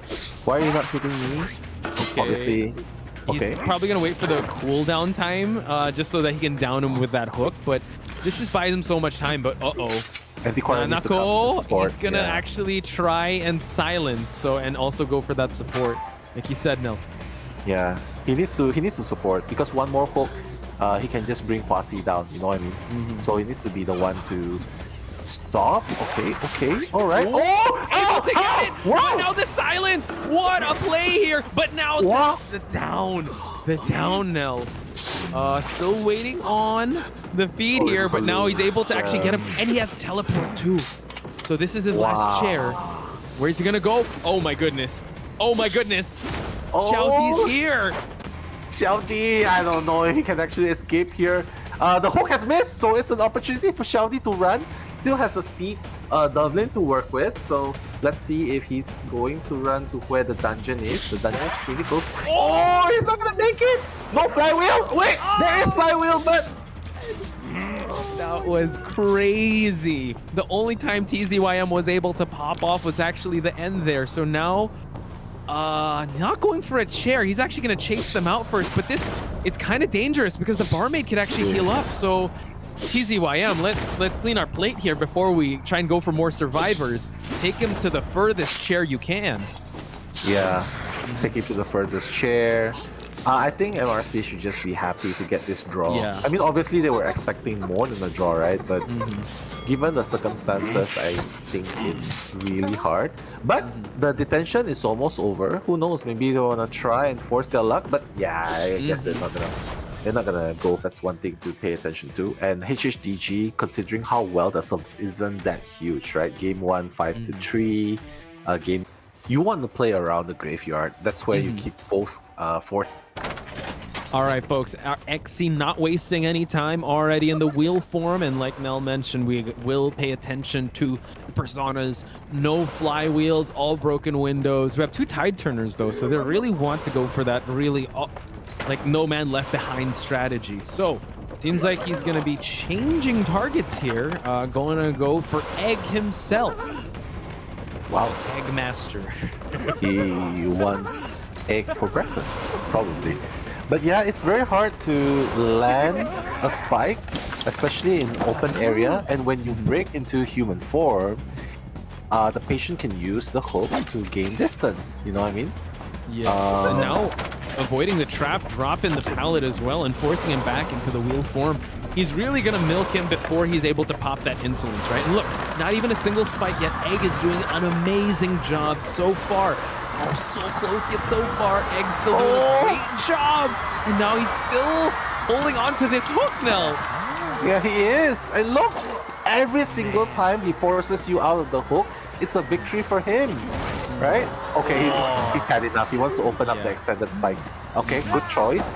I mean, no harm here. You can definitely go for a double spike into a burst. You can still bring him down, right? True. Now extended spike's already online, but Egg doing an amazing job. Good discipline, but the first spike finally lands. He's gonna move away, using the hook to go back to the palleted area, drops down a pallet, just so he tries to mind game. He's actually gonna go further. Egg's doing an amazing job, and he still has one more hook to work with. Yeah, I am not sure. Oh, nice 3-pointer there. XC's gonna end this amazing run by Egg. Wow, who would have thought that Eggs can run that fast? they can roll that fast. Faster than a breaking wheel. That's how Egg rolls, ladies and gentlemen. Egg rolls. I'm getting hungry. But we are gonna note that Patient still has another chance to rebound because he has one more hook to work with.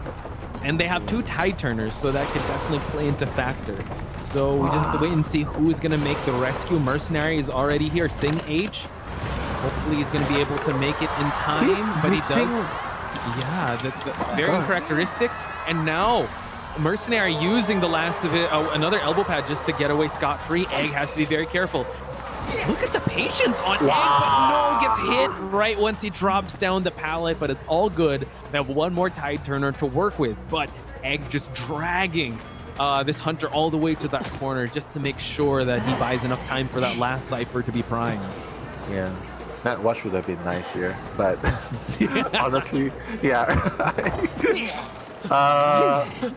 but he's still making the most of what he has. It's very alarming though, because HHDG, their 4th Cypher is about to be primed.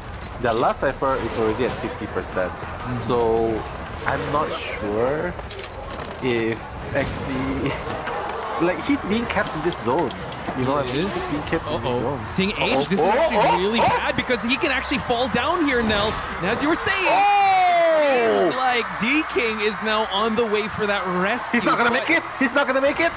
Can he make it? Oh my god! He's crazy. And now last Cypher is about to be primed.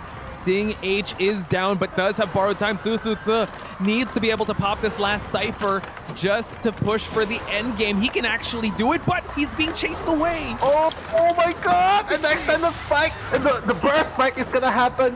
Oh, he absolutely cannot get hit by the traps here. Otherwise, that's 2 people down. He gets hit by the trap. No way. Down. They have to open up another Cypher. He's gonna chair him close to the Cypher that's gonna pop. And now HHDG is put in a really tough position.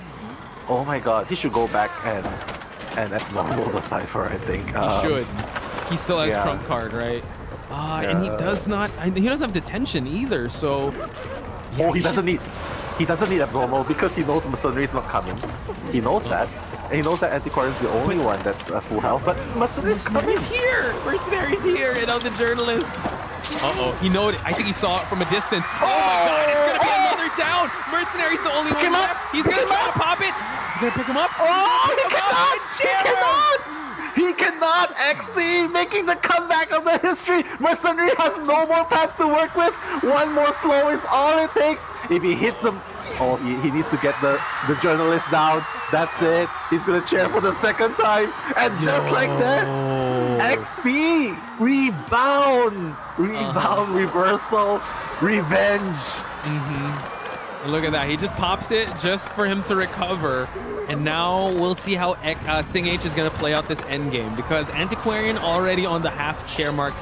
They just need, well, the thing for HHDG, they want to deny the 5-point game because that's such a hard ask for them to go back from. So the question is, can the Mercenary actually escape the clutches of this breaking wheel? He's going to try to remove the spike. Sing H is going to hang around this area. Survivors can now... Antiquarian is about to expire, but now the dungeon is so far away. I think he should just open and use the burst spike and then blink in and hit. The delayed damage won't matter, you know what I mean? The delay down by the Mercenary won't matter, even with 2 spikes. But Mercenary, you see, he's already gotten the spikes off, so XT cannot exit will form here. He needs to constantly keep he needs to keep Sing H here locked in. Oh, he got him this time! Oh, he's gonna make a dash for it. He's gonna make a run for it. Will he be able to? Okay. He's going back! He's going back! No use! He's gonna get trapped in here! And the blink falls! X2. 7-2 versus 5-3. It's wow. And they didn't let it end this way, and now they're going. They will be going the conventional broken windows and bar.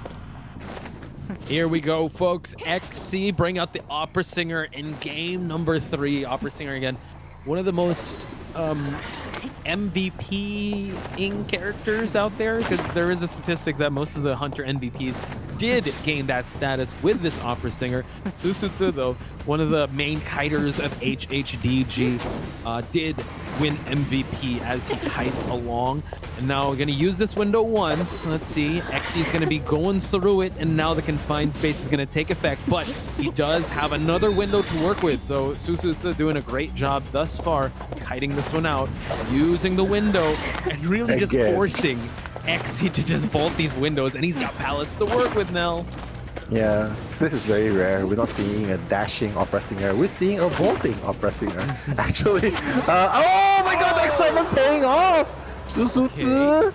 I probably wasn't expecting the excitement, but hey, without the bling, he probably has a better idea of how to kite, knowing that he's safe from the dangers of the bling.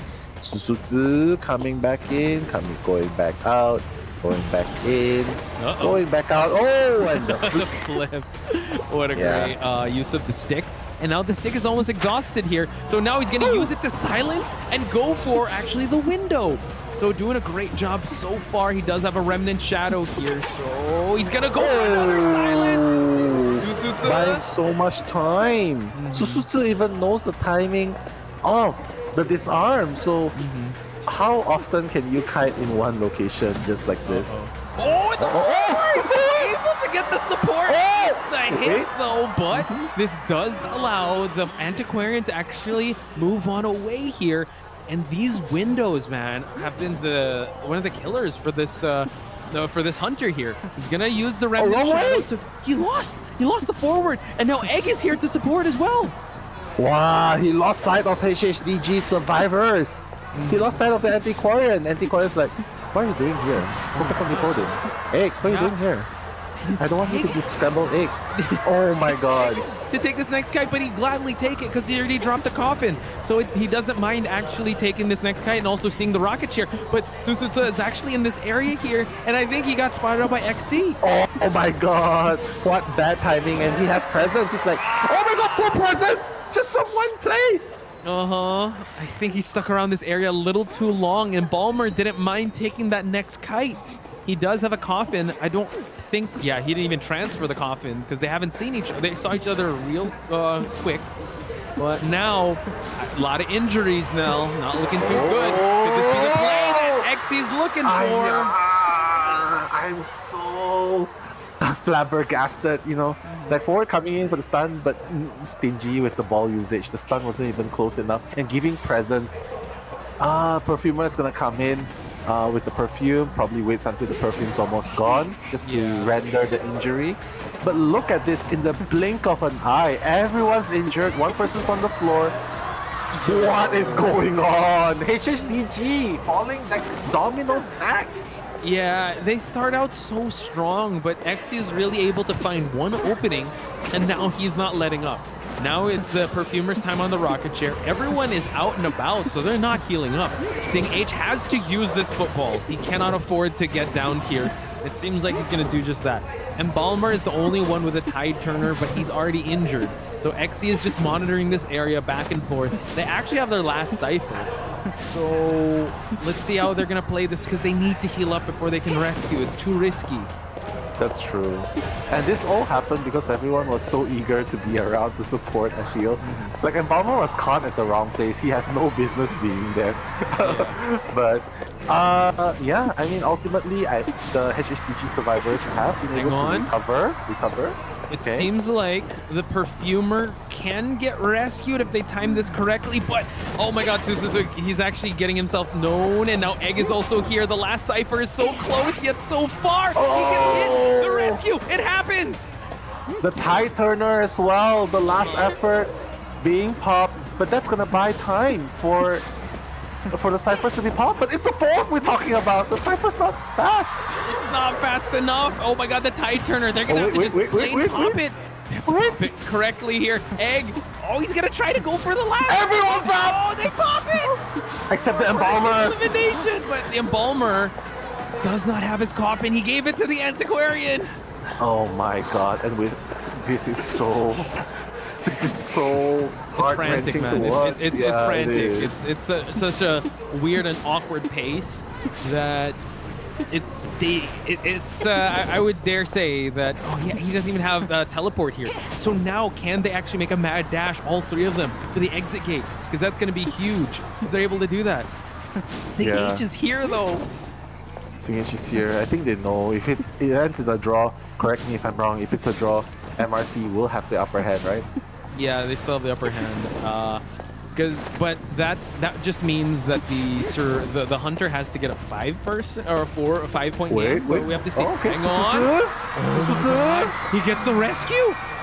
That's huge. My god. Yeah, Antiquarian has the coffin. He dares to do it. Yeah, he cannot. True. Antiquarian can't afford to take the hit. She can get resurrected. They're opening up the other exit gate here now. Egg, though, has nothing to work with.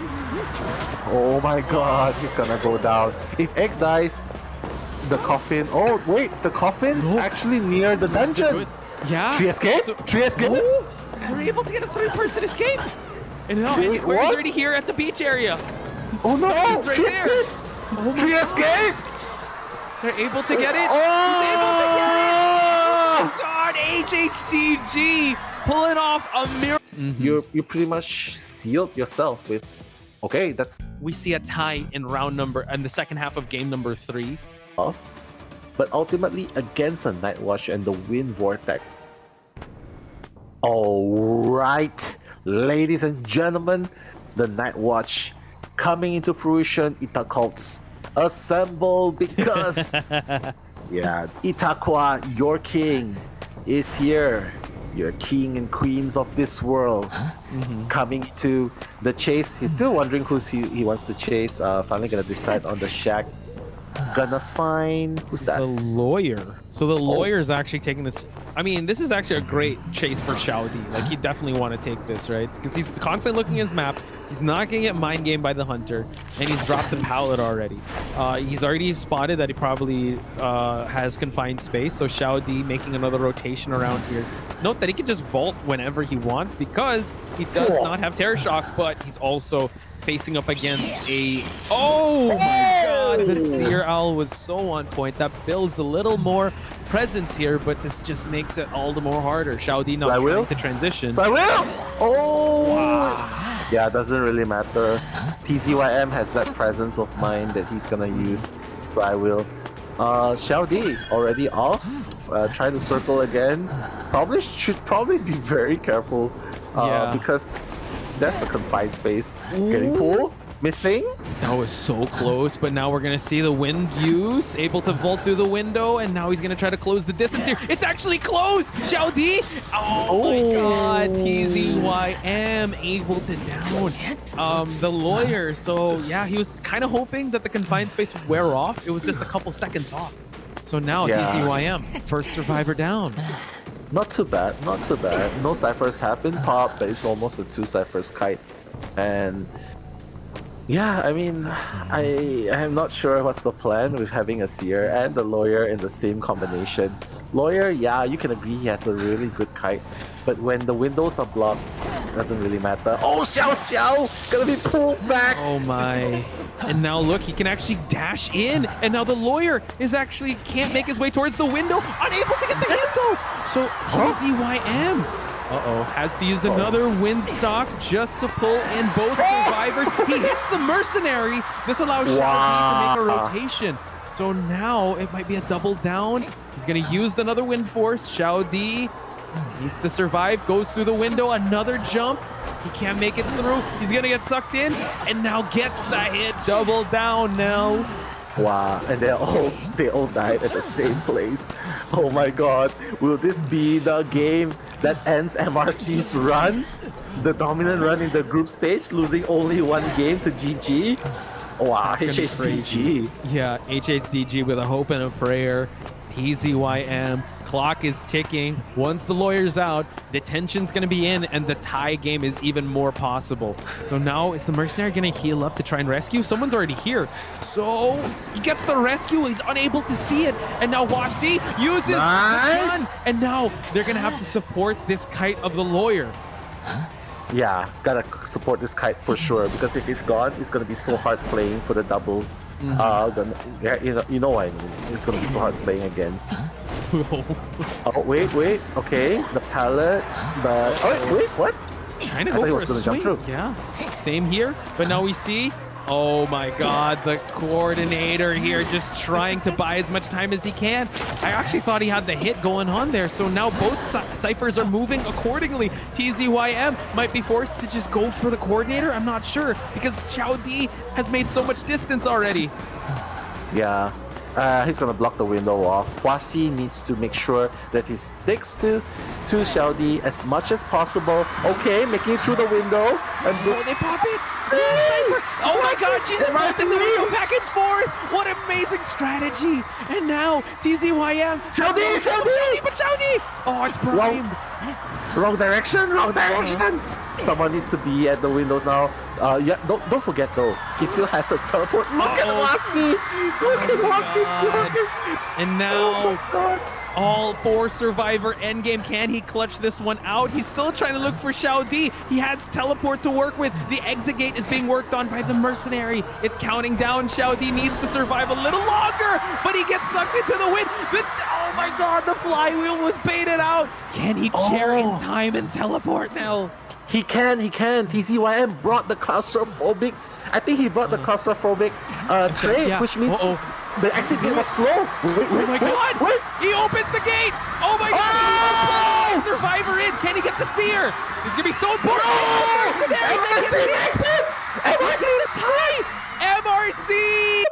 Full presence Wu-Chang. Gang, it's not a friend. Yeah. Just souls. Oh, the moment. Yeah. Okay, spinning. Oh my god. Until the end. And escaping to tell the story. Avoided the death, and now time for the last event. So this is actually one of those teams that we see that that definitely messed up the statistic. But as no actually deny Team ZT to actually make it to the play. Gardener doesn't have board time, has the tight turner instead. All right, folks. KKK already making his way towards Mini Blue over at the last stop. Mini Blue knows that he has to take this kite. He is the patient, and there are some good hook spots here. So hopefully the Cypher progress will be pushed towards a favorable amount as he takes this first kite. He's already spent his first hook. He's going to make his rotation again. He might actually eat a hit here before he makes it to that pallet, and he does accordingly, and Mini Blue is going to transition away from the spot. Yeah. Early hit, I have to say, no. Kind of early. Yeah, I think the rotation, the timing was slightly off. Normally you wouldn't be able to catch up to the patient this early, especially in that location, right, with the hooks and all. But Kakaka keeping the patient in this location, and Mini Blue, this is kind of like a very sassy hook. You know? Yeah. He vaulted over the window, but now we're gonna see him get the terror shock. Kakaka playing mind games with the patient, and he actually prevailed. But patient actually has a coffin. So, actually, where's the coffin? I think it's in 2 stories. So now he's gonna get shared, and he's gonna have to chase. So luckily for Kakaka, he didn't use his blink just yet. So now he's gonna go after Adi. Yeah. Or at least force him to use the watch, right? He's already used the watch. Kakaka. Wait! I'm not gonna use the coffin yet. Yeah, because the rescuer is really close, so might as well run even further while we're at it. So nice. Buying a little bit more time, and this is the power of the first officer. The hypnotism. You can buy a lot of time here. Okay, the hit happens. Yeah, probably wants to run away. Mini Blue gonna run into the 10 instead. There's 2 pallets to work with. At least force the blink. Oh wait, Mini Blue! What? Doing a great job so far, but has to eat that hit. He's gonna try to just carry him away from that cipher, away from any decoding in this map.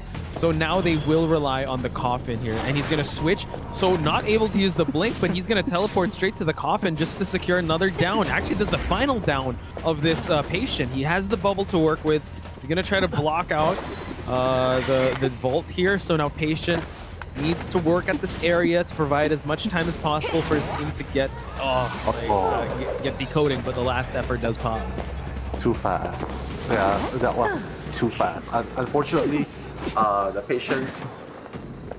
patient didn't really have a lot of patience with the hook, especially in station 4. You know what I mean? The 4th station was such a good place to kite for a long time. As a matter of fact. Yeah. We actually saw just 1 rotation in that 4th stop, right? And then you just went straight to the palleted area. So yeah, hopefully, you know, FT is going to try and bounce back from this, because detention Opera Singer could still lead to that tie, and Kakaka has not yet found his next target.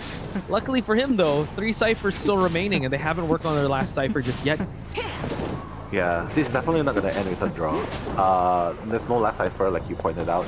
Not to mention that they've already used up 1 pocket watch with half health. The first officer half health, and Balmer has no coffin to work with. The gardener has no borrowed time, so take into account all of that. I think a draw, they should be smiling if they get a draw. Yep, and look at that, Kakaka smiling from ear to ear. And when that bubble pop, he's able to get that hit. Now he can just focus his attention on this gardener, because he doesn't. The gardener's the sole one with a tide turner, so this is definitely a good down on his side if he's able to get the gardener down. Shadow doing a great job getting caught out in the open here. Good mind games so far, but now Shadow falls as he enters the pallet, and now they're working on their last cipher. This is a little tough now, because first officer is on the 75% cipher, but he is not in the best condition to rescue. And Yush is actually here, but it's gonna be kind of tough. Yeah, it actually is. If he gets hit in the middle of the road here, it's gonna make it so much more difficult to rescue. You know what I mean? That was scary. Okay, nice. That's the thing as well. Yeah. He needs to be really careful not to get hit here. Oh, he's gonna get hit. No one's gonna be able to rescue anymore. Yeah, this looks like a 4K. It does. Kakaka just reminding us how deadly an Opera Singer can be. But Yush trying to go for a decoding here. He's gonna get caught out in the open. He doesn't have a coffin to work with. So he's really playing with fire at this point. He's gonna throw and try to go for a hit, but nice vault here. So Adi and Yush still trying to push for the end game. He can try to force the first officer, but he's so far off here. Here he popped the pocket watch. Yeah, and the hunter's not in the vicinity for him to activate the second watch. So if he gets hit here, it's over. He won't have the second look. See? Oh my god! Yeah, he was trying to force it, but the time was it's just off timing, right? And Kakaka, he knows, yo, this is an opening that I can go for, and now he's well on his way to actually get a 5-point game with an Opera Singer, which we haven't seen all day. So Kakaka with a grueling reminder why you have to really respect this Opera Singer. Yeah. at this stage of the tournament, right? You cannot afford to have one person dying so fast and all the teammates waste all the resources on that one person, just officer. You have a coffin on yourself, you might as well use it on the first try. Turner and his gun to hopefully, make the most out of it. All right, I gotta do this one time for the Malaysian fans out Let's there. go. Malaysia, Boleh! Kuga coming in with fast and furious, gonna chase. Break the pallets first, gonna chase Tuna. Tuna's in the vicinity. It's the Gardener. Yeah, you wanna get that fast break oh, okay. You wanna get that fast break onto the shield. Tuna's still rotating, very, very cautiously. Okay, the teleport's gonna work. He still has the shield to work with. Yeah, I mean, that was good timing on Kuga, really catching him as he was going to go through, but that's what Tuna wanted. He wanted the shield to be expended, so forcing attack recovery. We're still in this part of the map, and he's still got windows to work with, and we do know that windows are actually the bane of Sangria. Now, Gardner eats that hit, transitioning towards the palleted area where we did see Mini Blue Kite in, and he's got some pallets to work with. Blink will be ready for Kuga to use. Yeah, Blink is ready. Oh, wait! No! Wow, the shield has come up in time, and he's gonna get it without using the Blink, so good job right there by Kuga. Yeah, so this is what happened also, that the survivors weren't able to force out the trade. So again, missed timing there on Tuna's side, but he was able to kite a little bit longer for some ciphers to pop. Note that AXIZ survivors just need to tie this out to hold on to their lead. Heck, they just need to get one person out and they still win this round. So we shall see how they're going to play this one, this rescue. Takako is already in the mix. He is going to try and go for a rescue without using the elbow pad. Okay, alright. Getting the rescue before half, not too bad. Tuna's probably just ready to get hit here. Oh, wait. The shield's probably already preemptively activated, right? Tuna, alright, gonna try. Gonna add a bit more time, but doesn't really matter. The last effort's gonna carry Tuna all the way. Gonna help him transition all the way towards the corner, buying a little bit more time. Yeah, ciphers are pretty good. Mercenary still has 3 elbow pads, probably can make that rescue again if he wants to. But he's helping Lawyer push the cipher. Currently touch. What's worrisome here is that they don't have their last cipher. They do have a Tide Turner on the Coordinator as well as a Flare Gun. Coordinator is sitting at the top of the slide just to come in for the clutch rescue. So let's see if they're able to push this third cipher. This allows an opening. Kuga teleports inside the tent, and now Nyan can actually make a mad dash for the rescue. He's gonna vault through a window just to buy a little more time. Nice dodges so far. Gonna get closer and closer, but now the rescue does happen, and now the flare gun not gonna get used. Huh? I thought that was the perfect opportunity to use the gun. I was a bit dumbfounded to see that he didn't use the gun. But this is actually great for Kuga. So now he's actually gonna, or are they trying to rotate? No, he's got a chair Tuna already. Yeah, I think Coordinator's just like, I'm gonna save the gun for late game. No point because Tuna's not gonna get very far away after all. She's a Gardener, right? And they don't even have the last cipher started. Right. So Okay. good start for Kuga, getting rid of the first survivor. Yeah. 3 ciphers done, but 1.5, like no last cipher. Kuga can still pressure the survivor still here. Nyan tiptoeing around. It seems like Takako. Oh no, he actually makes a left and actually spots out Nyan. So he can actually force out a flare gun here. And has to be very careful. Eats the hit and the transition will happen. Note there is no borrowed time on the Coordinator, but they don't have their last cipher yet, Nell. They've only worked on it now, and I believe that's the mercenary that's working on it. Uh-oh. Wow. Pop? Okay, he pops in time. Yeah, but Ato's the okay, half health now. Coordinator still has a gun. Mercenary's the one doing the decoding. Okay! It's fairly fast. Yeah, I was waiting for the terror shock, but we're looking at a lawyer. What are you talking about? So I was like, oh, he was like in the middle of an animation. That happens to me all the time. There's no terror shock, but we're looking at a lawyer, folks. Again, great skin on the lawyer side. Now they're pushing the last cipher. The trump card hasn't been used just yet. Nyan is also in the vicinity here, and Nyan is actually, I don't know what Nyan was doing. I believe maybe opening up a chest, but hiding out here. That's not going to be good if he spots him out. This actually is going to force their hand to rotate. And now actually the Cypher is not moving now. My apologies. Mercenary is going for the risk, you know. Kuga will be able to make it here. Wait, oh, the guy's gonna be used finally at the very corner as well. How did that even connect? Yo, he was holding that angle, man. He's he's holding that angle, and he's able to get the jiggle peek going and gets the hit. And now swipes down Nyan as he throws down the pallet. So it's looking kind of dicey for our survivors here. Kuga has the coordinator next on the chair. Next on the chair, forcing the survivors to start a new cipher as well. So if Kuga, the key to victory now here is if Kuga's able to find the direction of which the mercenary is coming from. If he cuts him off midway, then that's it. The cipher won't even be done in time. But Kuga, wrong direction. Okay. Yeah. So it seems like he's just making his way towards the cipher, but now he's just gonna go for the teleport. But he's actually, he teleport. Oh no, he didn't teleport, man. Yeah, so he doesn't know where he's coming back from. So Takako is actually in the area here, has the elbow pads to work with, gets the clutch rescue. Coordinator is out and about. Last cipher. The thing is, Coordinator doesn't have borrowed time, so they could just straight up pop. Oh wow, nice! That was a red light trick into a hit, and now wait, teleport! Oh. Able to stop the last cipher from popping. Ato down. Kuga hyper aggressive control of the match.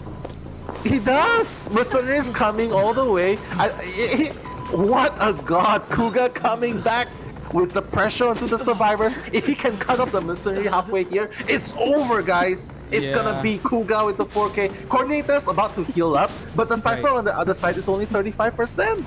Yeah, and now the lawyer could expire if the mercenary doesn't make his way. But Kuga kind of overextending. No, he teleports right back. He's gonna try to cut off the mercenary here. He spots out the mercenary. Cypher's already primed. Elbow pad is used. He can actually go for a charged up.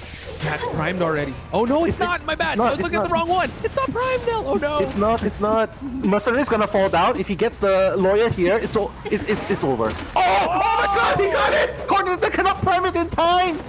Cannot. He's gonna eliminate the lawyer. He's gonna go for the mercenary, and Tide Turner's not gonna be in effect. I mean, sorry, the borrowed time's not gonna be effective with the coordinator because she doesn't have anything. So now it seems like Kuga has done the impossible task. The impossible task. And the dungeon's here too. Yeah, Mercenary's first chair. He can find coordinator. He knows where the coordinator is.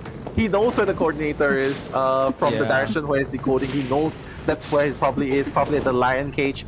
Kuga trying to buy a little bit more time. Oh my god, and look at this. The coordinator actually getting a syringe. This is so optimal because now she can heal up and she needs to not get caught out in the open to try and make a mad dash for that dungeon.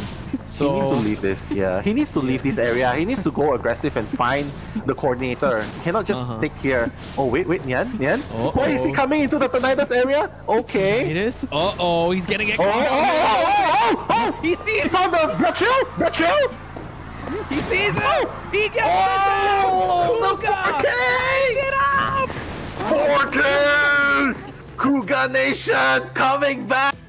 The first kite was actually really good. You have to admit. With the Tide Turner. Mini Blue and Shadow with the broken... Alright, let's go, ladies and gentlemen. Match 4, Game 2, first half. AXIZ, KKK. Gonna look to connect the ciphers. Oh, just gonna connect two ciphers together. So he's not gonna fully commit to everything just yet. Entomologist will be the one getting the red charge. Everyone else is pretty much clear. Shadow in the runes area, trying to buy a little bit more time with the Tinnitus. Welcome back, my man. Yeah. Hopefully we all good. You know what? I had to talk to my computer and be like, please, we have to keep going. This is for Southeast Asia, guys. We gotta for reals. Make it great again. Make it great again. Yeah. Let's hope Shadow makes this kite great as he heads on over to the. Yeah, he just transitioned. So this is gonna be a little tough. I wasn't able to catch if the Hermit was able to connect anything. He connected only 2 ciphers in the beginning. Yeah, and Shadow's an amazing kiter, so I'm not sure if the plan to chase Shadow in this runes area is going to pay off. But he's already used up his bling, getting that getting that hit onto it. But it's kind of risky though, you know what I mean? Oh, nice! dodge. Oh my goodness. Entomologist dropping the bees. Shadow, he got MVP for Dancer, but he also got a mean Entomologist. Bees are on cooldown. KakaK trying to play the red light trick. He's going to go vault through the window. So now Shadow, Bees cooldown is still on point, but no able to actually attract him and down him. So good start, I would have to say, for a good kite, but now this is where it gets kind of scary now. Yeah, but 3 ciphers have been done throughout that duration, so what you gonna do if you're KakaK here? Like, okay, great, you got him down in 2 hits, but 3 ciphers have been done. We've seen this situation before. The last 2 ciphers are gonna be super slow in the very end.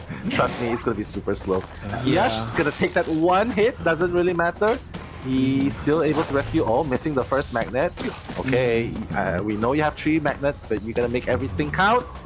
Okay. Yash, second miss. Wow, and now able to cut him off on the 2nd floor. Able to eat the hit, but they shared the damage, so it's totally fine. Yash, unfortunately, unable to make these magnets go online. The 3rd and final charm, able to get a long stun, and now this allows Shadow to make the rotations and make the bees, the footprints disappear. So now he's actually might run into him. Uh-oh. Oh, it's okay. He's still okay. Even if he goes down here, it's fine. The ciphers are pretty okay. But very uncharacteristic. I would be upset if I miss 2 out of 3 of the magnets that I have. But the bees are gonna slow down KakaK a little bit more. Okay. Alright, the drop down hit after the red light, and the basement is here as well. I don't think they should rescue here. But we do see lower left side of the screen, the first officer is making his way for that rescue. So it seems like they will risk it, or unless the first officer is just feeding that tinnitus. KakaK just checking out the cipher progress that is happening. First officer at 2nd floor, so I'm pretty sure they might just go for a sacrifice play here. This is actually a really good play that they have, because if they're able to at least, I mean, end game, a Hermit is still very scary, but if they can push for at least a 3 survivor endgame, that's still better than just a tie endgame. That's true. Mini Blue's gonna try and finish the cipher in the runes area. A lot of progress on it, apparently. But Mini Blue getting hit from the far range hit? Did he? He did? He did. Oh wow. Everyone actually having a red charge on them. So Mini Blue, unfortunately, running straight into the Hunter now is going to get caught out in the open. The attraction is going to be there. He's going to share a bit of damage, but at least the barmaid can heal up. And now Mini Blue might be chased, but no, he's actually going to try and pressure or attack these ciphers now. I'm not sure if he should go after the first officer. He has to watch after all. So KakaK realizing this, probably just going to hang out a little bit longer. Like, okay, you know you have to watch. Let's wait for a little bit more. Okay, no. Gets the hit, so it's looking like KakaK just injuring left and right. They might have to rely on borrowed time at the end for them to heal each other up. But last cipher is still like sitting at the 65% mark. Now they're healing up. The barmaid has no more drinks to serve, so it's gonna be a slow crawl. So this is what's interesting now. It depends on how the survivors play this out. They need to just get their resources back as KakaK searches for his next target. Yeah, they're healing each other up, so that's already a good thing, you know what I mean? Yo. Oh wait, Adi is gonna get hit with the red charge, but the blue char's gonna, the blue char's gonna stop him there. Yeah, it doesn't really make sense to use the clock there. He wants to save it for late game, but now the ciphers are stopped. This is exactly what I'm worried about. You get the 3 ciphers done, but the last 2 ciphers you can barely work because he's attacking your resources. He's attacking your health. Yeah, but look at that. The Prospector actually healing up the first officer, which is actually really good. So just gain some health back. Mini Blue trying to push that cipher to 69%. That's nice. But Mini Blue now is actually trying to just gain the attention of KakaK here. Yeah, getting the attention. Barmaid, Mini Blue, this is your time to shine. You know, from the patient game. Yeah, this is your time to shine. Are you not drinking the Dublin? He doesn't have any more the speed drink, but now has to use it just for him to carry on to the shack area. Vaults through the window, but he's gonna get absorbed, and now the down happens. Last cipher is not close to being ready, Mel, but they do have a rescuer in first officer. That's true. And he shares the charge with Prospector as well. So Adi's already in the vicinity. So that's a really good thing because it stops the hunter from leaving this area and disturbing the last cipher from being decoded. That's the thing though, Adi eating that first hit, gaining the rescue, Tide Turner is going to come into effect, and now he's going to change attention to Yush. So they can't heal up just yet because the Tide Turner is in effect. So now Yush, let's see if he's going to be able to get some of these magnets going. Oh, he got it that time, but the magnets are going to play a little bit of role. He still has 2 more magnets, so I feel like as long as he has the magnet onto the Hermit, it doesn't matter even if he gets stunned. You know what I mean? Because it's gonna push him away anyway. Okay, one more. Oh, but unable to get a magnet there. Okay. So let's see him try to carry on here and continue the kite. The Eye of Sauron, he's changing the charge. Yush going left and right, but nice dodge. He goes through the window. Nice! He didn't get baited by the first skill when he was on the Eye of Sauron. Yep. He was attacking 2 places at the same time, Kakaka. But now Yash, oh my god, still kiting. Okay, alright. They pop it, and now it's pop. the end game, Nell. So now Yash buying so much time for his team. He has 1 more magnet to work with. Another one is about to come off cooldown, but no, able to get the hit. They share the charge, so this actually prolongs the chase. Wow. And now they're pushing for the exit gate. It's gonna take a while. There's a dungeon here too. Yeah. Oh my god, he's actually gonna... target? I don't No, think he's not, so. he's not. Oh, Yash. Flywheel's gonna be up really... no, it's not gonna be up. It's 60 seconds. You only have this. Okay, nice. I like this. Yo, he counted! But he does get hit there. They're gonna open up the exit gates, and it's gonna be a tied game, Nell. This is so unfortunate. It was so close to being a 3-man escape, but hey. 86 seconds kite. And Yush as well with 125 seconds. Not to mention Yash, I have to say Yash is like Pipicia early days. The others. Peepers on Hessian. Here we have it, folks. Hessian with the peepers on this map. Will it work out? We will find out as he makes his way towards the... Well, he's already back in the hospital. He was making his way outside the birdcage. He's going to drop a peeper here just so that this place would be not the best for survivors to kite out of, and they already note that. They're already making the transition. So this is quite the early start for him to keep moving around. Has no target yet, Nell, but Otto is the lawyer, and he's definitely shot calling this entire thing. Yeah, the moment he sees that the peeper has been placed, they'll be like, okay, no problem. We'll just kite in this area.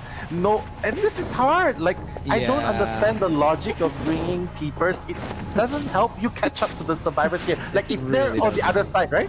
If they're on the other side of the wall here, what you gonna do? Peeper them to death? Exactly. You will not be able to kite. You will not be able to decode here, but you will be able to transition.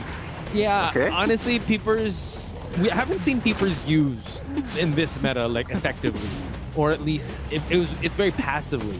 So now Tuna, he's gonna use that for the coconut trees and transition away back to another ruins area here in the map. Yeah, he's already wasting so much time. And Patience still has 1 more hook to work with, and this is such a strong area to kite in.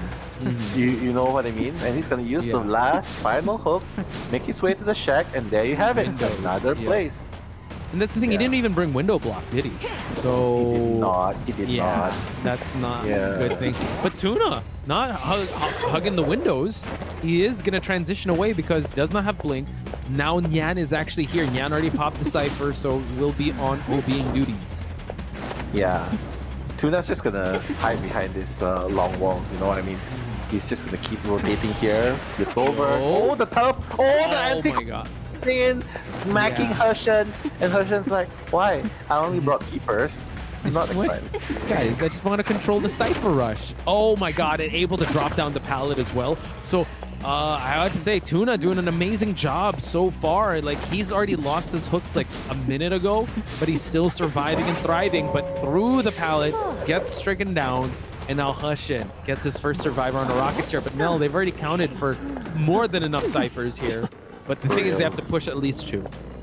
Yeah, I mean, Hessian, I don't know what you're doing with Peepers, but make us a believer. Make us the believers of Peeper once again, especially on Opera Singer in hospital. But yeah, Takako's coming on his way, has a pad to work with, Gonna pad his way in, cutting the distance really fast.